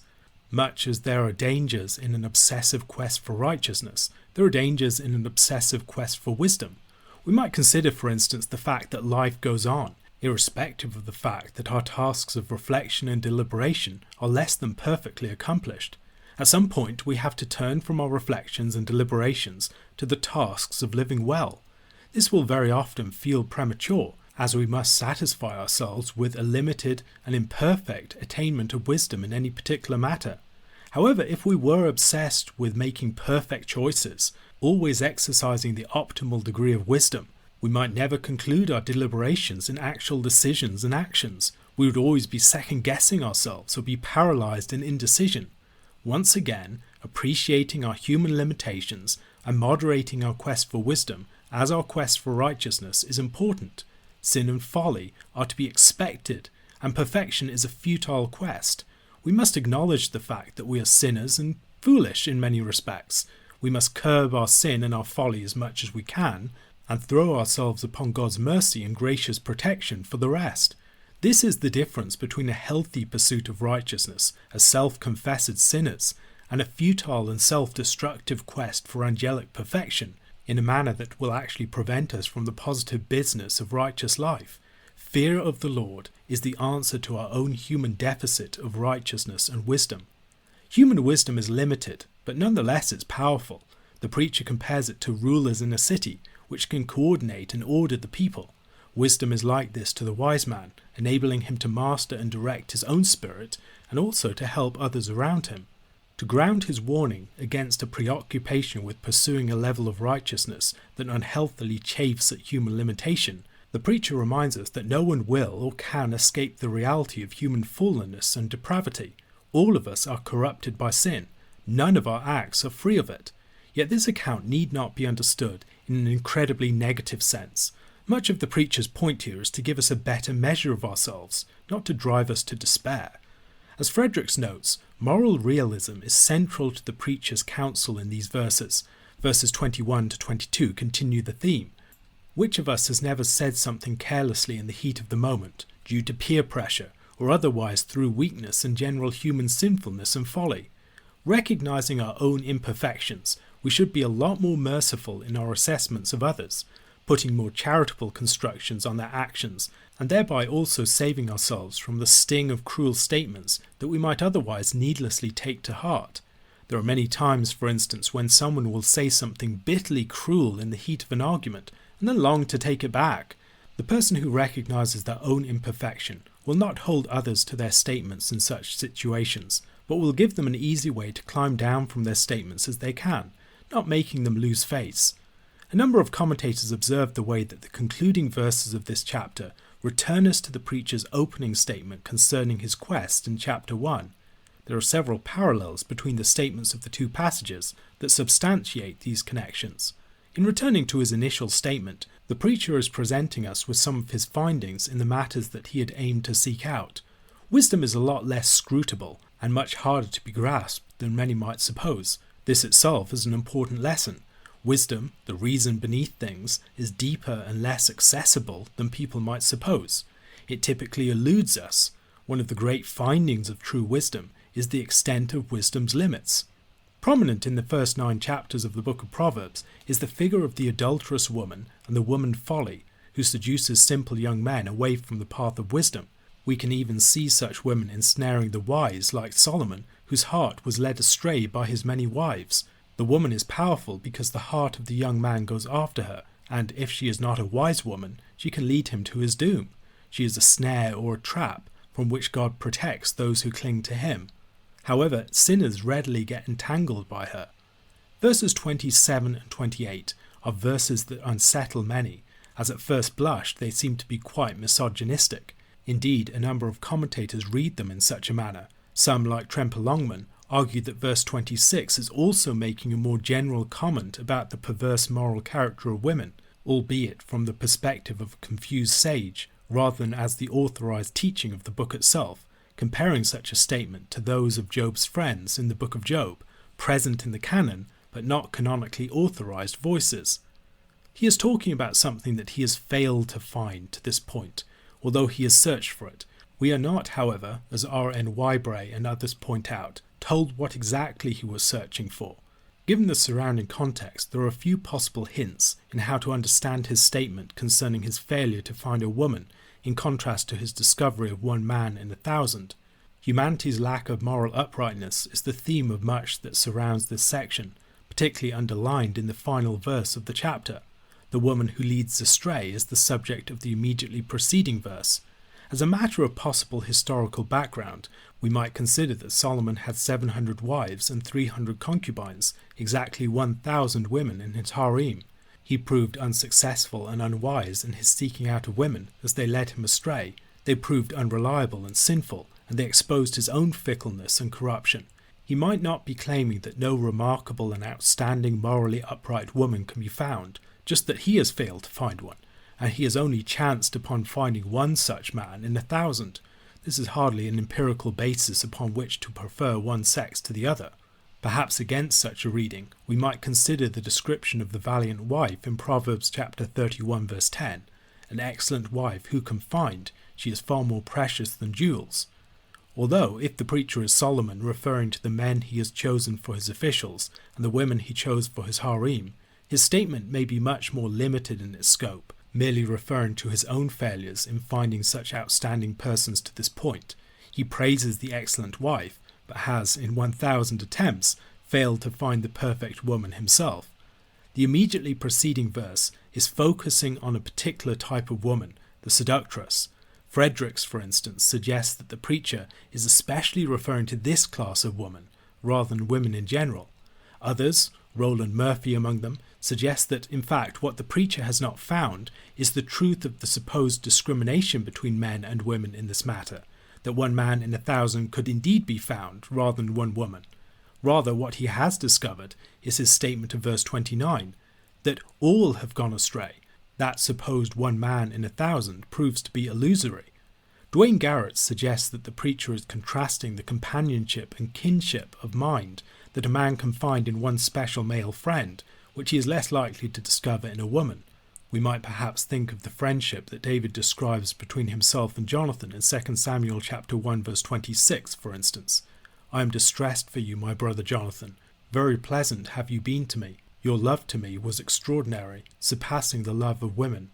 Jeffrey Myers pays more attention to the term found. What does it mean? Not so much that the preacher is trying to identify a particular class of item or person from a larger set, but that he is trying to figure or fathom out things and persons. Yet human persons, twisted by sin, prove largely inscrutable to wisdom. While 1 man in 1,000 may be someone he could figure out, the preacher has yet to find a single woman that he really believes he has figured out. Whatever the actual meaning of his statement, there is no reason why it need be assumed to be misogynistic, and several interpretations would fit in the context. Perhaps Myers' interpretation has the strength of more strongly connecting with the concluding statement of the chapter. Sinful human beings are inscrutable. The one thing that wisdom can clearly recognize about human beings is our universal corruption and sinfulness. God created us upright. It's not God who created sin within us, but rather human beings fell and have pursued sin themselves. A question to consider. The moral realism of Ecclesiastes chapter 7 might be arresting at several points. What are some of the areas where we might face the danger of being overly righteous? Much of Ecclesiastes chapter 8 concerns rule and the exercise of authority and judgment, and how these play into the vaporous character of life. The preacher also explores the temporary prosperity of the wicked. Wisdom transforms the wise. It makes their faces to shine and relieves the frustration, anger and tension that can harden a person's countenance. Here, as elsewhere in the wisdom literature, wisdom is not merely mental intelligence, it's closer to mastery of the art of living well. Service to the king comes with an oath to God, so the servants of the king must be careful to obey the king, not merely out of obedience to a legitimate earthly ruler, but also out of their concern not to take the name of the Lord in vain in swearing falsely. The power of the king means that the wise subordinate must be very prudent in his actions and speech before the king.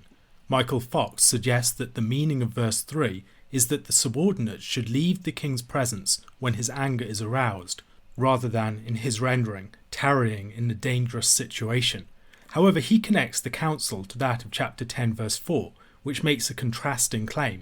If the anger of the ruler rises against you, do not leave your place, for calmness will lay great offences to rest. Fox argues that we need to take these alongside each other and follow the appropriate counsel in the appropriate situation. Daniel Fredericks, like the ESV, reads this as a warning not to leave the king's presence hastily, more in keeping with chapter 10 verse 4, suggesting that it might relate to leaving without being properly dismissed. The authority of the king cannot be directly challenged. Questions such as, "What are you doing?" are also ruled out with respect to the Lord's authority in Isaiah chapter 45 verse 9. Obedience is the best defence a subordinate has in such a situation. The meaning of the end of verse 5 is not immediately clear, given the multiple possible meanings of the Hebrew expression. Fox observes that it could refer to a time of doom, the time when the king will die and his rule come to an end. It could refer to a time of judgment, the time when the Lord, as a higher judge, will call the king to account, a fact that means that the king's rule is not truly absolute, or as Fox himself believes we should take it, to the time and right way. The prudent subordinate appreciates that direct confrontation with the king is pointless and counterproductive. Rather, shrewdness would support a more circumspect approach, which chooses the right time and the right way to approach and win over the king. This understanding of the expression might be supported by verse 6, which follows. Verse 6 also might refer to the doom that awaits all the unrighteous, even kings, teaching subordinates to bide their time and wait for the Lord's judgment. We might perhaps think here of David, who, while pursued by King Saul, stressed obedience to and honouring of the king who was trying to kill him, while also biding his time and not directly opposing Saul, confident that the Lord would act in his cause in time. The inability of anyone to avoid the day of doom is underlined in verses 7 and 8. None of us, not even the most powerful king, can evade our deaths or determine our futures. No one can excuse themselves from the great mustering of death. No amount of wickedness, treachery, deceit, and trickery can enable us to escape it. The preacher had considered all of this while closely observing a time during which a man in power used his power to harm others. Frederick's remarks upon the way that this reveals the logic of the section. He writes, "In a sense, verse 9b serves as the title for this section on wise administration, a time when one man rules tragically over another. It explains the reason for all of the topics discussed in chapter 8 verses 2 to 15. Unjust leadership puts wise subordinates in tough positions of servile compliance, verses 2 to 5, believes itself invincible, verse 8, winks at cultic hypocrisy, verse 10, allows the proliferation of evil, verse 11, and strains any faith in justice, verses 12 to 14. He writes later, "A consolation comes in chapter 8 verse 10, however.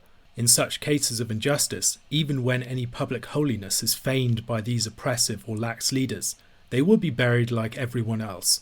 Their life will be temporary, as will any memory or any respect for their deeds. Those residents of the city whom these leaders oppressed, and who witnessed their leaders' hypocrisy and local cultic observances, will fortunately be able to forget the leaders and their foolish leading." Sometimes the vaporous character of life is a comfort, and considering the vaporous character of oppressors and unjust rulers is one such occasion.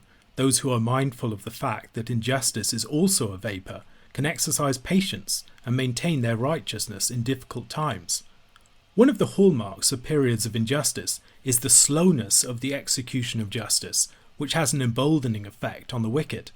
The wicked tend to be people given to immediate gratification, and one of the most effective deterrents for them is the speediness of punishment. However, in times of unjust rule, justice, if it comes at all, may only be wrung out of authorities through long and painful procedure, with incredible and indeed prohibitive expense, and the most stubborn and insistent petitioning. In such societies where, if justice shows up at all, it is very tardy, evil persons can start to believe that they are able to act with impunity. The preacher is confident that justice will finally be done, yet, like much in the book of Ecclesiastes, this confidence requires living by faith in divine justice in a vaporous situation where justice is most apparent in its absence. His statement about the towering of justice also raises unsettling questions about the towering of God's own justice, questions that are taken up elsewhere in the scriptures.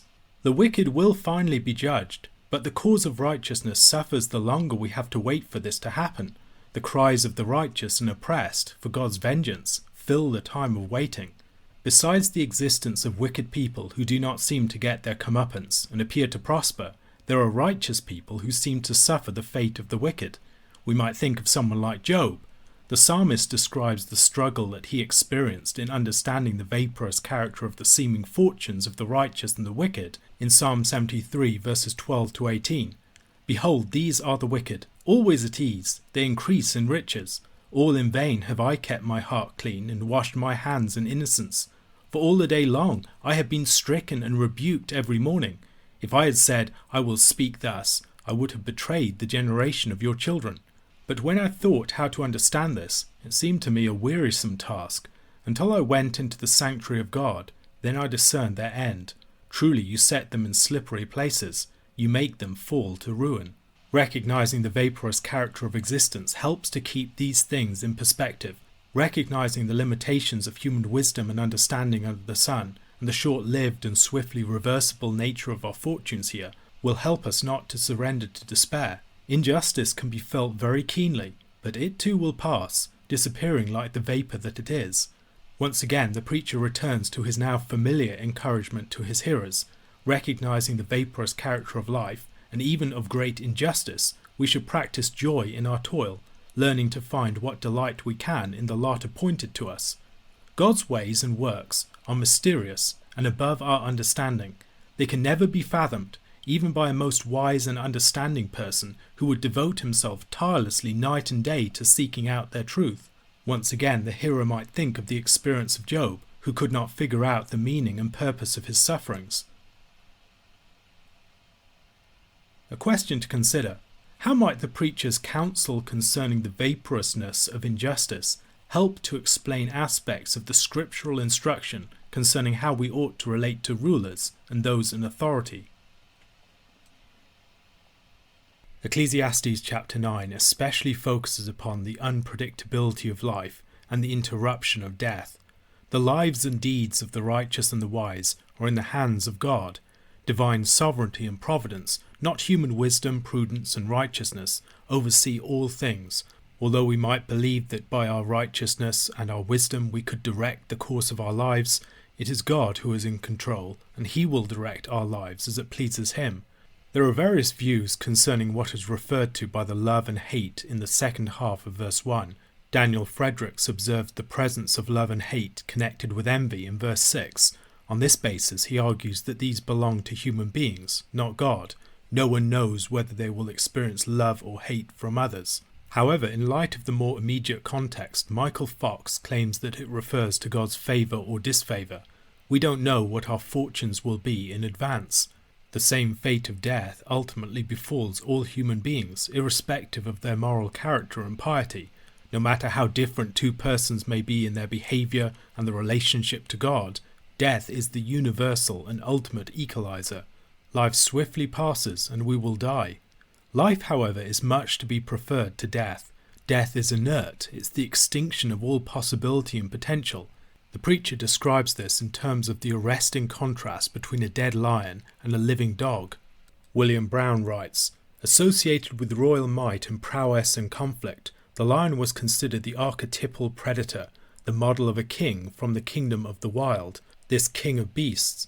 But the lion's regal stature is worthless in death," Koheleth observes. "A dead lion is nothing more than a carcass, fit for the vultures." The dog, by contrast, was typically associated with filth and even death in ancient Near Eastern culture. Moreover, dog was frequently a term of contempt in biblical tradition, and remains so in English. Like a dog that returns to its vomit is a fool who reverts to his folly. The lion and the dog were emblematic of opposing reputations, intelligence and folly, might and weakness, majesty and lowliness. According to the sages of convention, reputation is the individual's lasting legacy for future generations. It is the immortalized self. But for Koheleth, the grovelling dog holds an absolute advantage over the lion's carcass. Life cannot be lived for the sake of the future. A dog at least receives the crumbs that fall from heaven. Strangely, for the preacher, the advantage of the living over the dead, in verse 5, is that the former know that they will die. Perhaps their awareness of their coming demise excites their sense of the fleeting possibilities of the present. Man's period upon the stage of life is brief, and who knows what awaits him when he departs it to the darkness of the wings. The dead fade into the shadows forgotten, their part in the drama of life over. Dwayne Garrett maintains that the claim that they know nothing is not a claim about the metaphysical nature of the afterlife, or perhaps the lack of one, but is rather another way of making the preacher's claim that they know nothing more of the business of life. Their time has passed, and they have moved on. Whatever awaits us after death, the current brief season of life is the only such opportunity that we will have. Jeffrey Myers uses Jesus' statement in John chapter 9 verse 4 to illustrate this point. "We must work the works of him who sent me while it is day. Night is coming, when no one can work." Verses like these might trouble Christians who have a far more positive view of the afterlife. However, the afterlife, in the Old Testament particularly, is veiled in darkness and shadow. To the extent that a continuing form of existence is envisaged, it is in the grave or Sheol, a place to which all go, a place where men are much reduced from what they were in life. While there may be continuing distinctions between the righteous and the wicked, the dead are all in a less fortunate position than the living. Positive hope for life after death only starts to appear as the promise of resurrection, of God's gracious, purposeful overcoming of the power of the grave, starts to come into view in the Scriptures. And with the death and resurrection of Christ, there is a decisive change in the position of the dead. The dead are raised up to God's presence to be with Christ. Consequently, following the death, resurrection and ascension of Christ, death can be viewed very differently, indeed very positively. However, we should never forget that death used to have a quite different character, and the only reason that it doesn't still have that character for the righteous is because God has acted decisively in history in Christ to change things. Given the certainty and finality of death, The preacher exhorts his hearers to make the most of their span of life while they still can enjoy it. In verses 7 to 10, he gives a fuller expression of his frequent counsel to pursue joy in God's gifts in the midst of our toil. He lists some of the things that we should enjoy: sustaining and tasty food, wine to make our hearts glad, God's gracious approval of our works, comfortable, clean and attractive clothing, the refreshment of sweet-smelling oil and other things upon our bodies, and the pleasures of life with a woman that you love. God has given us these good gifts, and as we know his gracious smile upon us and a right standing before him, all of these gifts should be delighted in. Holiness is not dullness, drabness, and miserableness. It's joy in the kindness and grace of God and the goodness of his world and his gifts within it. Justification and forgiveness, God's having approved of what we do, are gifts to be enjoyed. They give us relief from anxiety and the accusations of conscience, and assurance of acceptance and standing with God. Part of what it means to receive these things is to know true joy. We all have a limited window of opportunity in which to enjoy the possibilities of life, and we should throw ourselves into it. Over time, the rich array of possibilities that lie open to the young child dwindle and narrow, and we find ourselves set in a particular course, perhaps yearning for a time when the possibility of us being something different still seemed open to us. Rather, however, than yearning for now closed possibilities of the past, we should devote ourselves fully to the realization of those possibilities to which we have committed ourselves. Half-hearted activity should have no place in such brief lives. Toil is our lot in life, and we should devote ourselves to doing it well and to pursuing joy within it, and not futilely longing for things that lie outside of our grasp. Life is unpredictable. Fortune does not invariably favour the brave. We are all at the mercy of time and chance. No man rises above fickle fortune or escapes the cruel interruption of death. However we prepare ourselves for the challenges and struggles of life, the vaporous movements of life and death will outwit and wrong-foot us.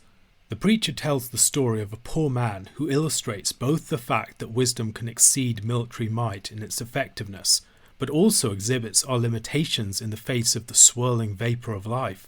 This poor man delivered a besieged, weakly defended city with his shrewd wisdom, yet despite the greatness of his wisdom, he was soon forgotten and unheard. We read a very similar story to this in 2 Samuel chapter 20 verses 15 to 22, where a wise woman saves her besieged city from destruction by delivering the head of Sheba to Joab. We know of the existence and the action of this wise woman, but her name is forgotten to history. Proverbs often teaches about the great power of wisdom. For instance, in Proverbs chapter 24 verses 5 to 6, a wise man is full of strength, and a man of knowledge enhances his might. For by wise guidance you can wage your war, and in abundance of counsellors there is victory.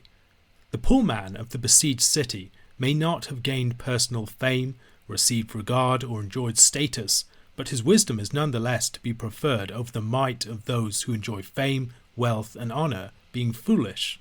Unfortunately, although the poor wise man achieved great good through his wisdom, it is generally easier to damage and destroy than to create and establish, and one sinner or fool can do much harm. A foolish son can squander in a few years the great legacy that a family took many generations to create. A wicked king can bring a mighty kingdom to ruin. An abusive minister can devastate a once faithful and flourishing church. These things too are tragic aspects of the vapour of life under the sun.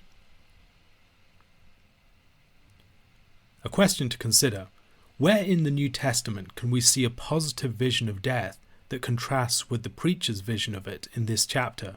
What are some of the ways that we can apply the teaching of the preacher here, while nonetheless recognizing the difference between death after the advent of Christ and death prior to it?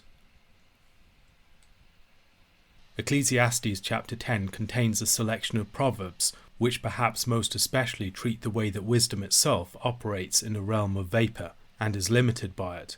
While being much to be preferred to folly, a little misfortune, error, accident, or intrusion of folly can undermine all of its achievements.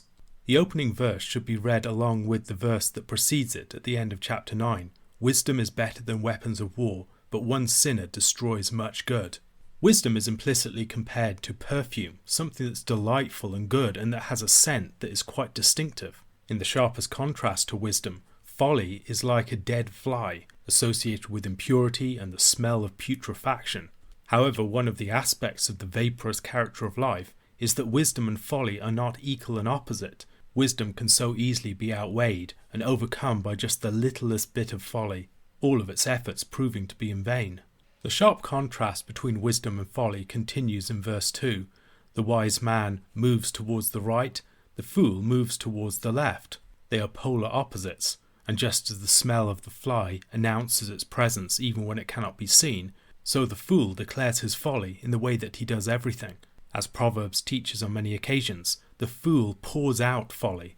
He cannot help but express it. Indeed, there are few things that a fool more delights to express than his own folly. No matter how much he dishonours himself in the process, a fool is seldom that ashamed of his folly. Wisdom is not always found in kings, and shrewd subordinates need to know how to deal with foolish masters. In Ecclesiastes chapter 8 verse 3, the preacher had said, "Be not hasty to go from his presence. Do not take your stand in an evil cause, for he does whatever he pleases." Proverbs chapter 25 verse 15 encourages the use of careful speech to change the mind of the ruler. With patience a ruler may be persuaded, and a soft tongue will break a bone.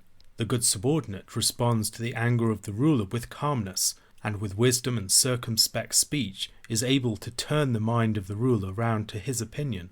His calm response will also soften the temper of the ruler. The wisdom literature is often alert to the mismatch between character and station.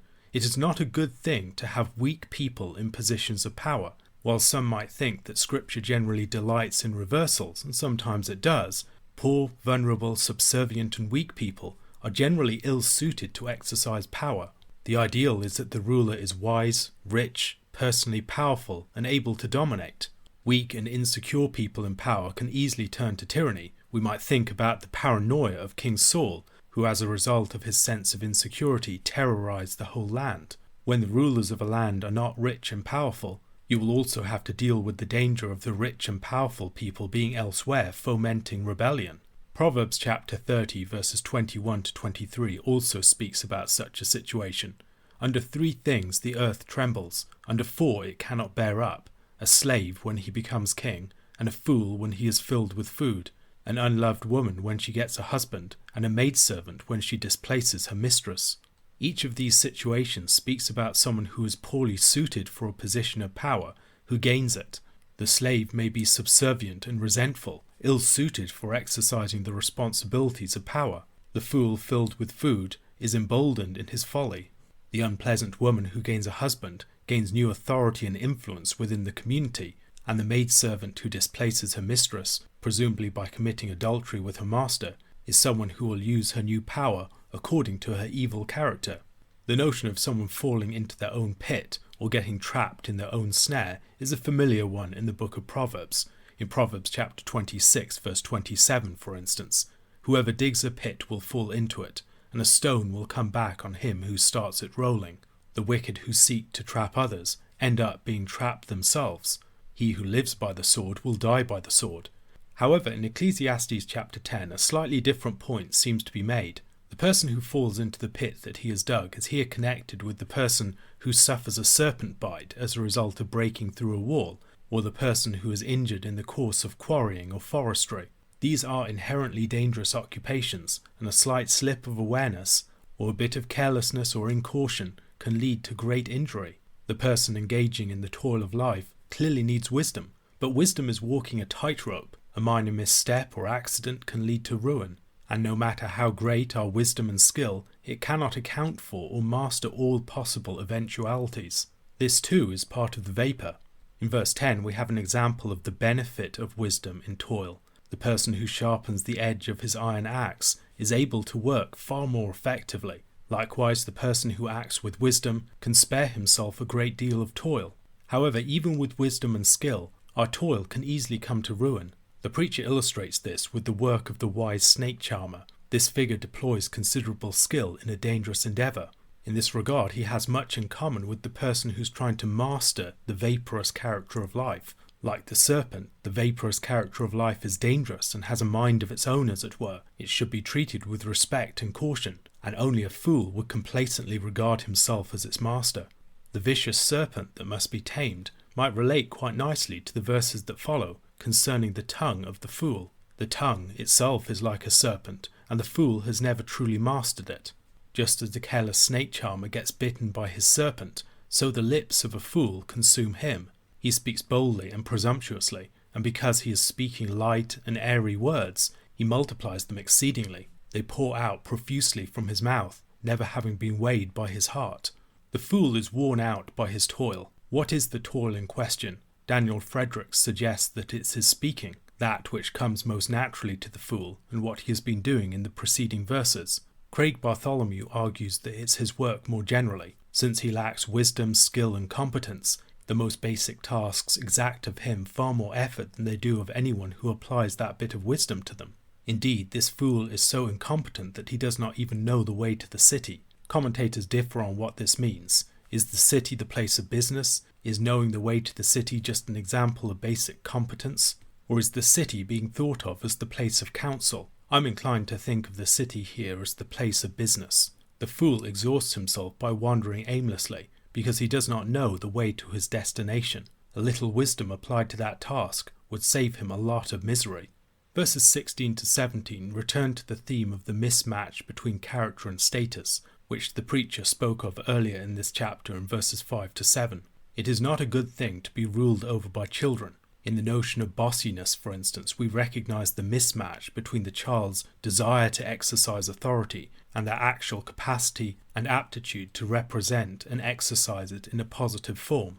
In Isaiah chapter 3, being ruled over by children is presented as a judgment upon the land, verses 4 and 5 of that chapter. And I will make boys their princes, and infants shall rule over them, and the people will oppress one another, every one his fellow, and every one his neighbour. The youth will be insolent to the elder, and the despised to the honourable. And then in verse 12, my people, infants are their oppressors, and women rule over them. O my people, your guides mislead you, and they have swallowed up the course of your paths. In Ecclesiastes chapter 10, the particular feature of the child that seems to be picked out is the fact that their character has not been formed. They desire instant gratification, and so they feast in the morning, rather than waiting to feast at the proper time. In Proverbs chapter 31, King Lemuel's mother warned him about the danger of being given to drink and to feasting as a king. There is a right time to feasting. There is a right and good time to enjoy the blessings of the realm. Indeed, feasts celebrated at the proper time can strengthen a people. Joyous celebration and festivity is one of the forces that brings people together, and so feasts can be forces for strength. But the person who is given to feasts will squander a great deal of wealth. This should probably be connected to verses 18 and 19, which speak about the danger of the sloth and indolence that lead to the roof leaking. The person who is always feasting will end up having nothing. The joy and gladness of a good feast of bread and wine are positive things, but everything has its cost, and money must be sufficient for all such pleasures. Where it is not, ruin is near at hand. The ideal king is the son of the nobility, someone who has been raised with an aristocratic background, who is familiar with and able to exercise money and power, who has a formation of character sufficient to fill the office. When faced with wicked, unjust or oppressive rulers, it can be very tempting to curse them. Exodus chapter 22 verse 28 commands us not to do so. You shall not revile God, nor curse a ruler of your people. In verse 20 we are also warned against cursing the rich in our bedroom. The preacher may be referring to more than just people who exercise official authority, but also to people who exercise power in other ways. The advice may be less about the moral command of Exodus chapter 22 and more about the prudence with which we should deal with powerful people. The chapter began with a very small creature, a fly in the ointment. It also ends with a very small winged creature, the little bird or other flying thing that might bring our words to the king or the rich man. We often fancy that we have more power over our words than we actually do. A careless word once uttered can end up in all sorts of places where we never intended it to go. People eavesdrop, people betray confidences, and carelessly uttered secrets can return to bite the speaker. Our desire for catharsis in the face of misrule and injustice can tempt us to unwise utterances that can make our situations much worse. The wise person must be circumspect in his speech and guard his lips, and no more so than when dealing with the rich and powerful. A question to consider.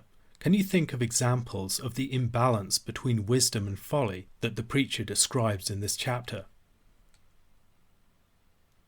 Ecclesiastes chapter 11 explores what it means to act in a world that is radically unpredictable, where the vaporous character of life renders the outcome of our actions inscrutable.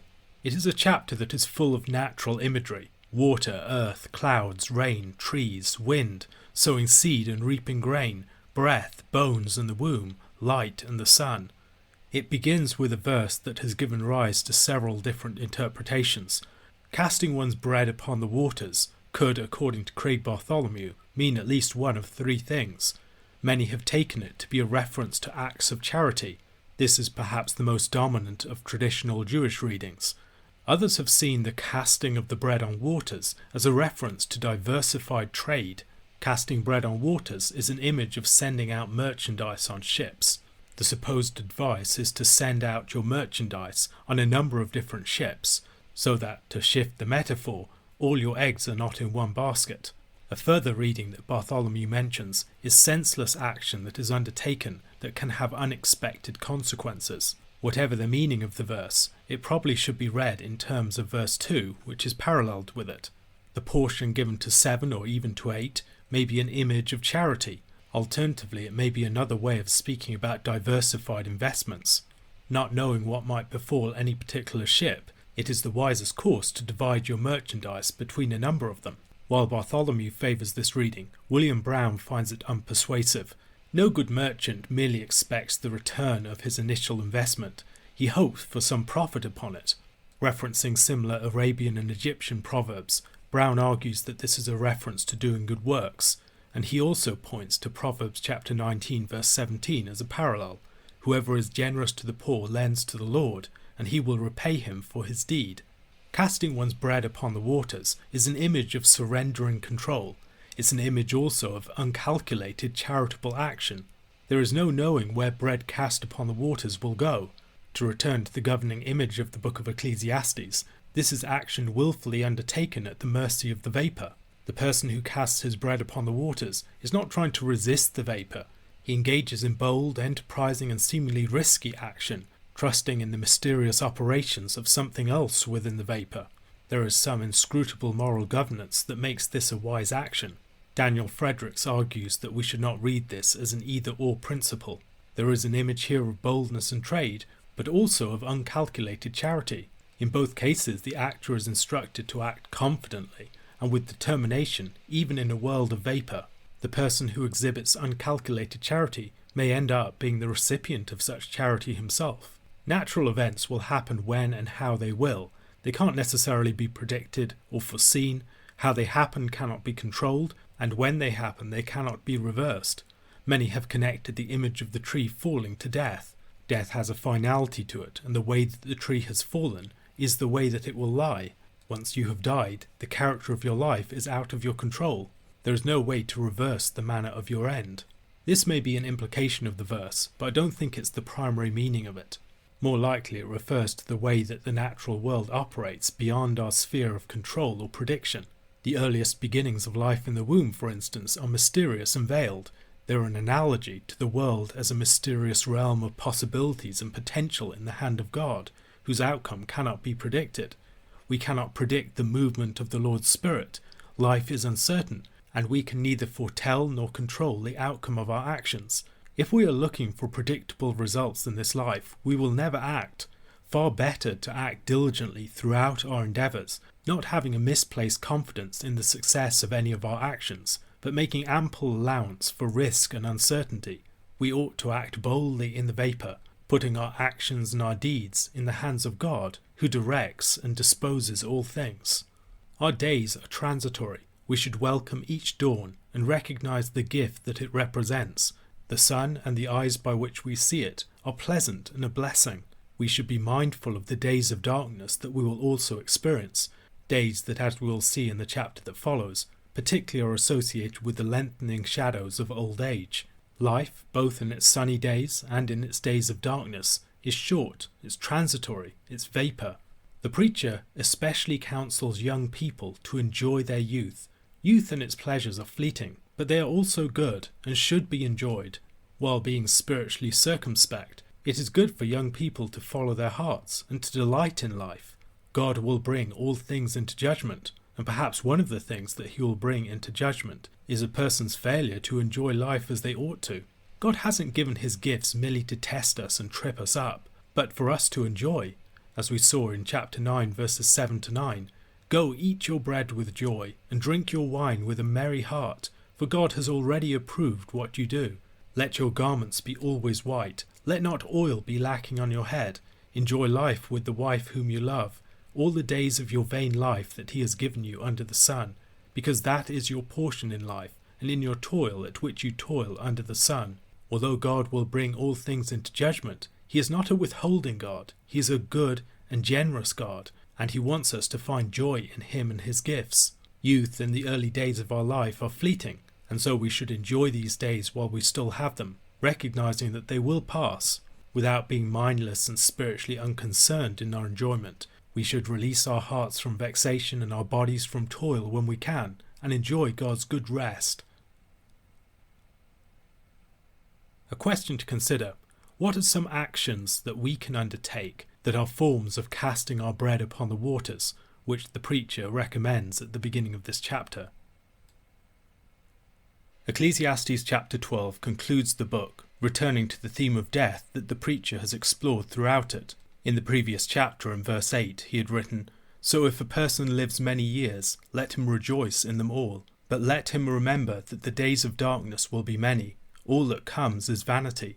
The counsel given here is given to the youth, to the person who still has many years ahead of them.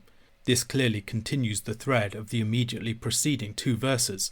"Rejoice, O young man, in your youth, and let your heart cheer you in the days of your youth. Walk in the ways of your heart and the sight of your eyes, but know that for all these things God will bring you into judgment.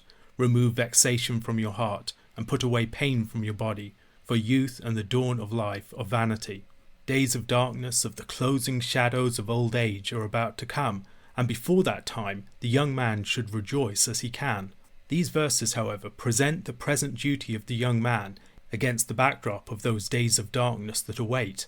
These richly poetic verses begin with a charge to remember your Creator, and end with a reminder that the spirit will return to God who gave it.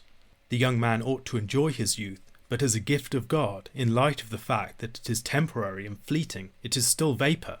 Indeed, the proper enjoyment of his youth can be a way in which he remembers his Creator, a conscious appreciation of the goodness of the Creator in his gifts. The pleasure and the delights of life won't last forever. The time will come when he may not have the ability to enjoy any more. The verses that follow have traditionally generally been taken as a reference to the body closing down. The grinders, for instance, are a reference to the teeth that are falling out. The darkening of the sun and moon and stars may be a darkening of the consciousness, or perhaps of the eyes. The keepers of the house may be the arms. Those who look through the windows may be the eyes.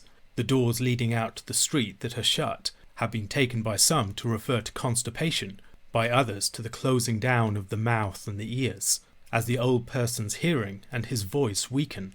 However, many commentators have seen other things going on here. Some see a lot more of a literal description here, the description of the death of a lord, the mourning for him, and then the collapse of his estate over time. Beyond this, we could also see a lot of eschatological imagery here. The imagery, particularly that of the darkening of the sun, moon and stars, has much in common with the sort of language that we find in the prophets concerning the day of the Lord.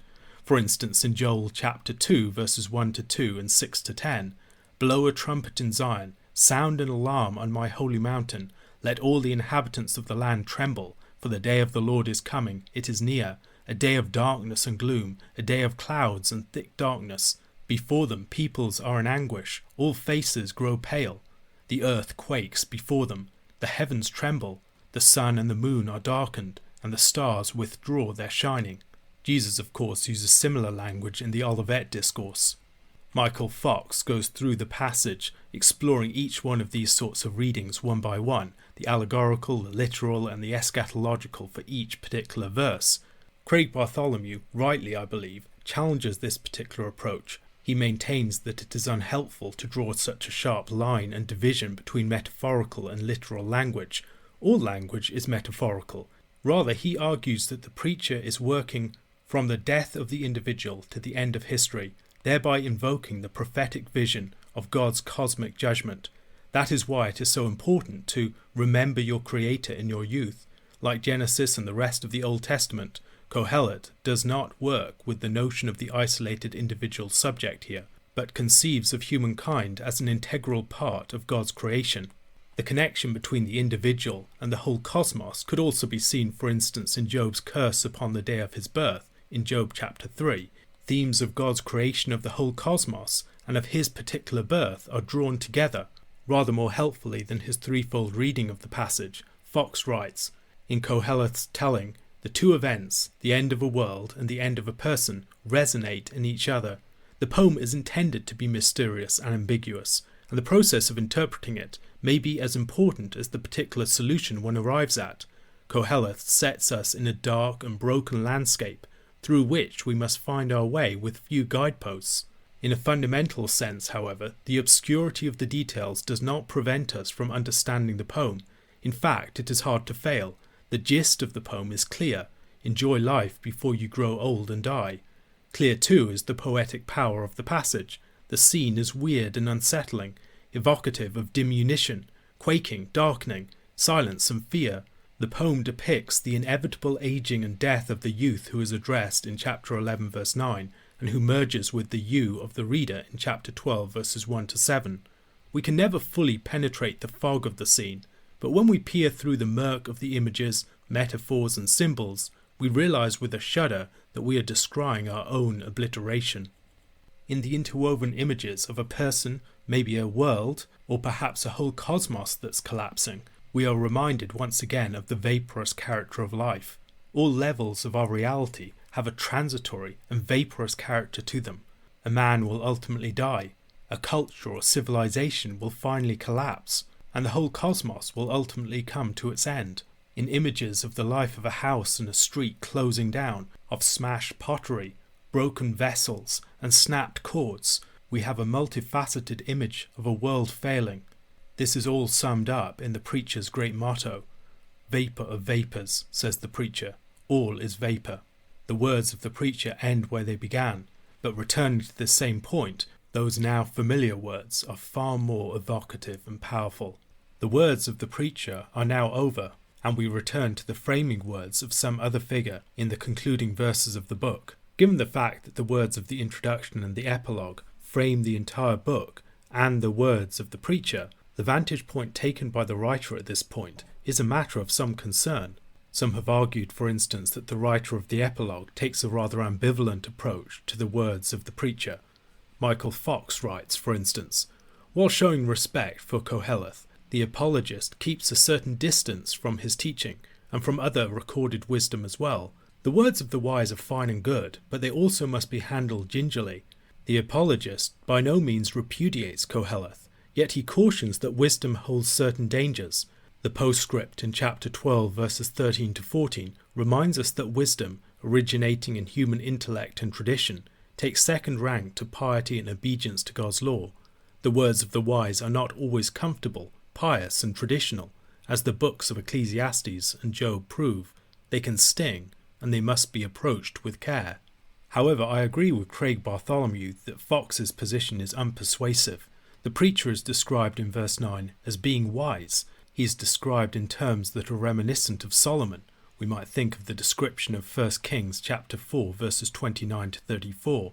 And God gave Solomon wisdom and understanding beyond measure, and breadth of mind like the sand on the seashore, so that Solomon's wisdom surpassed the wisdom of all the people of the East and all the wisdom of Egypt.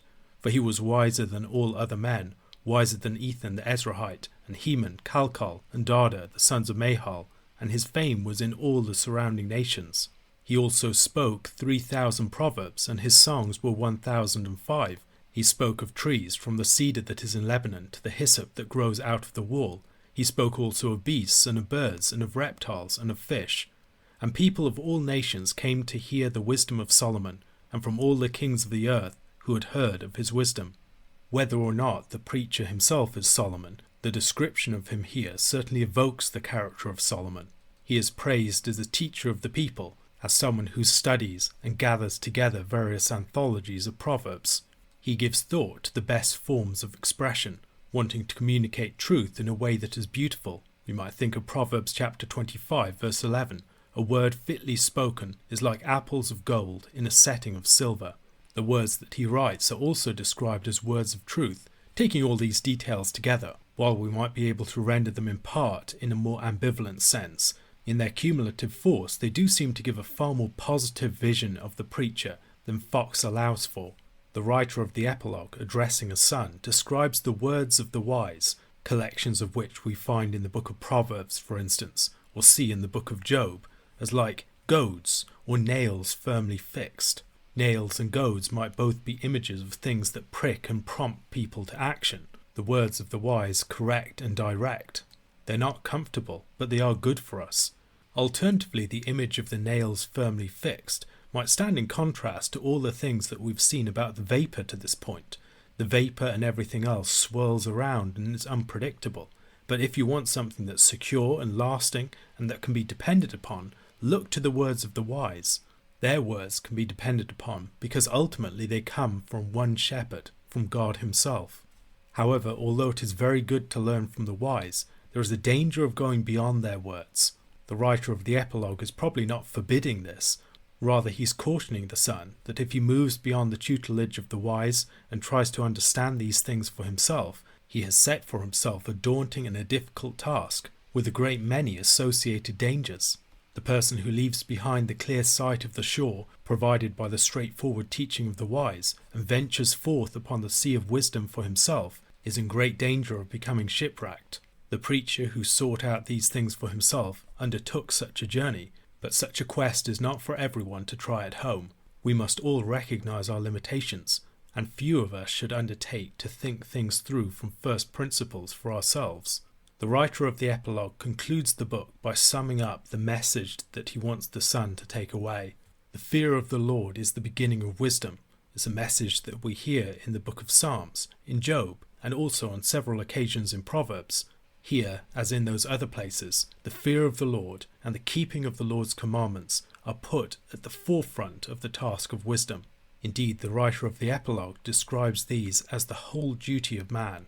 In considering death, mortality, temporality, and the vaporous character of life, we are excited into a new awareness of our end as human beings, both the terminus of our lives and the telos of our lives.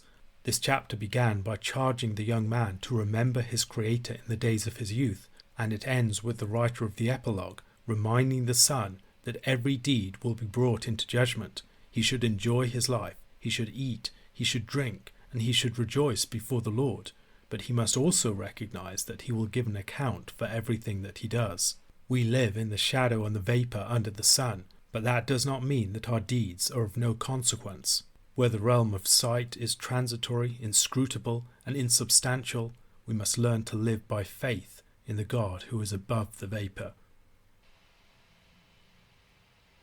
A question to consider.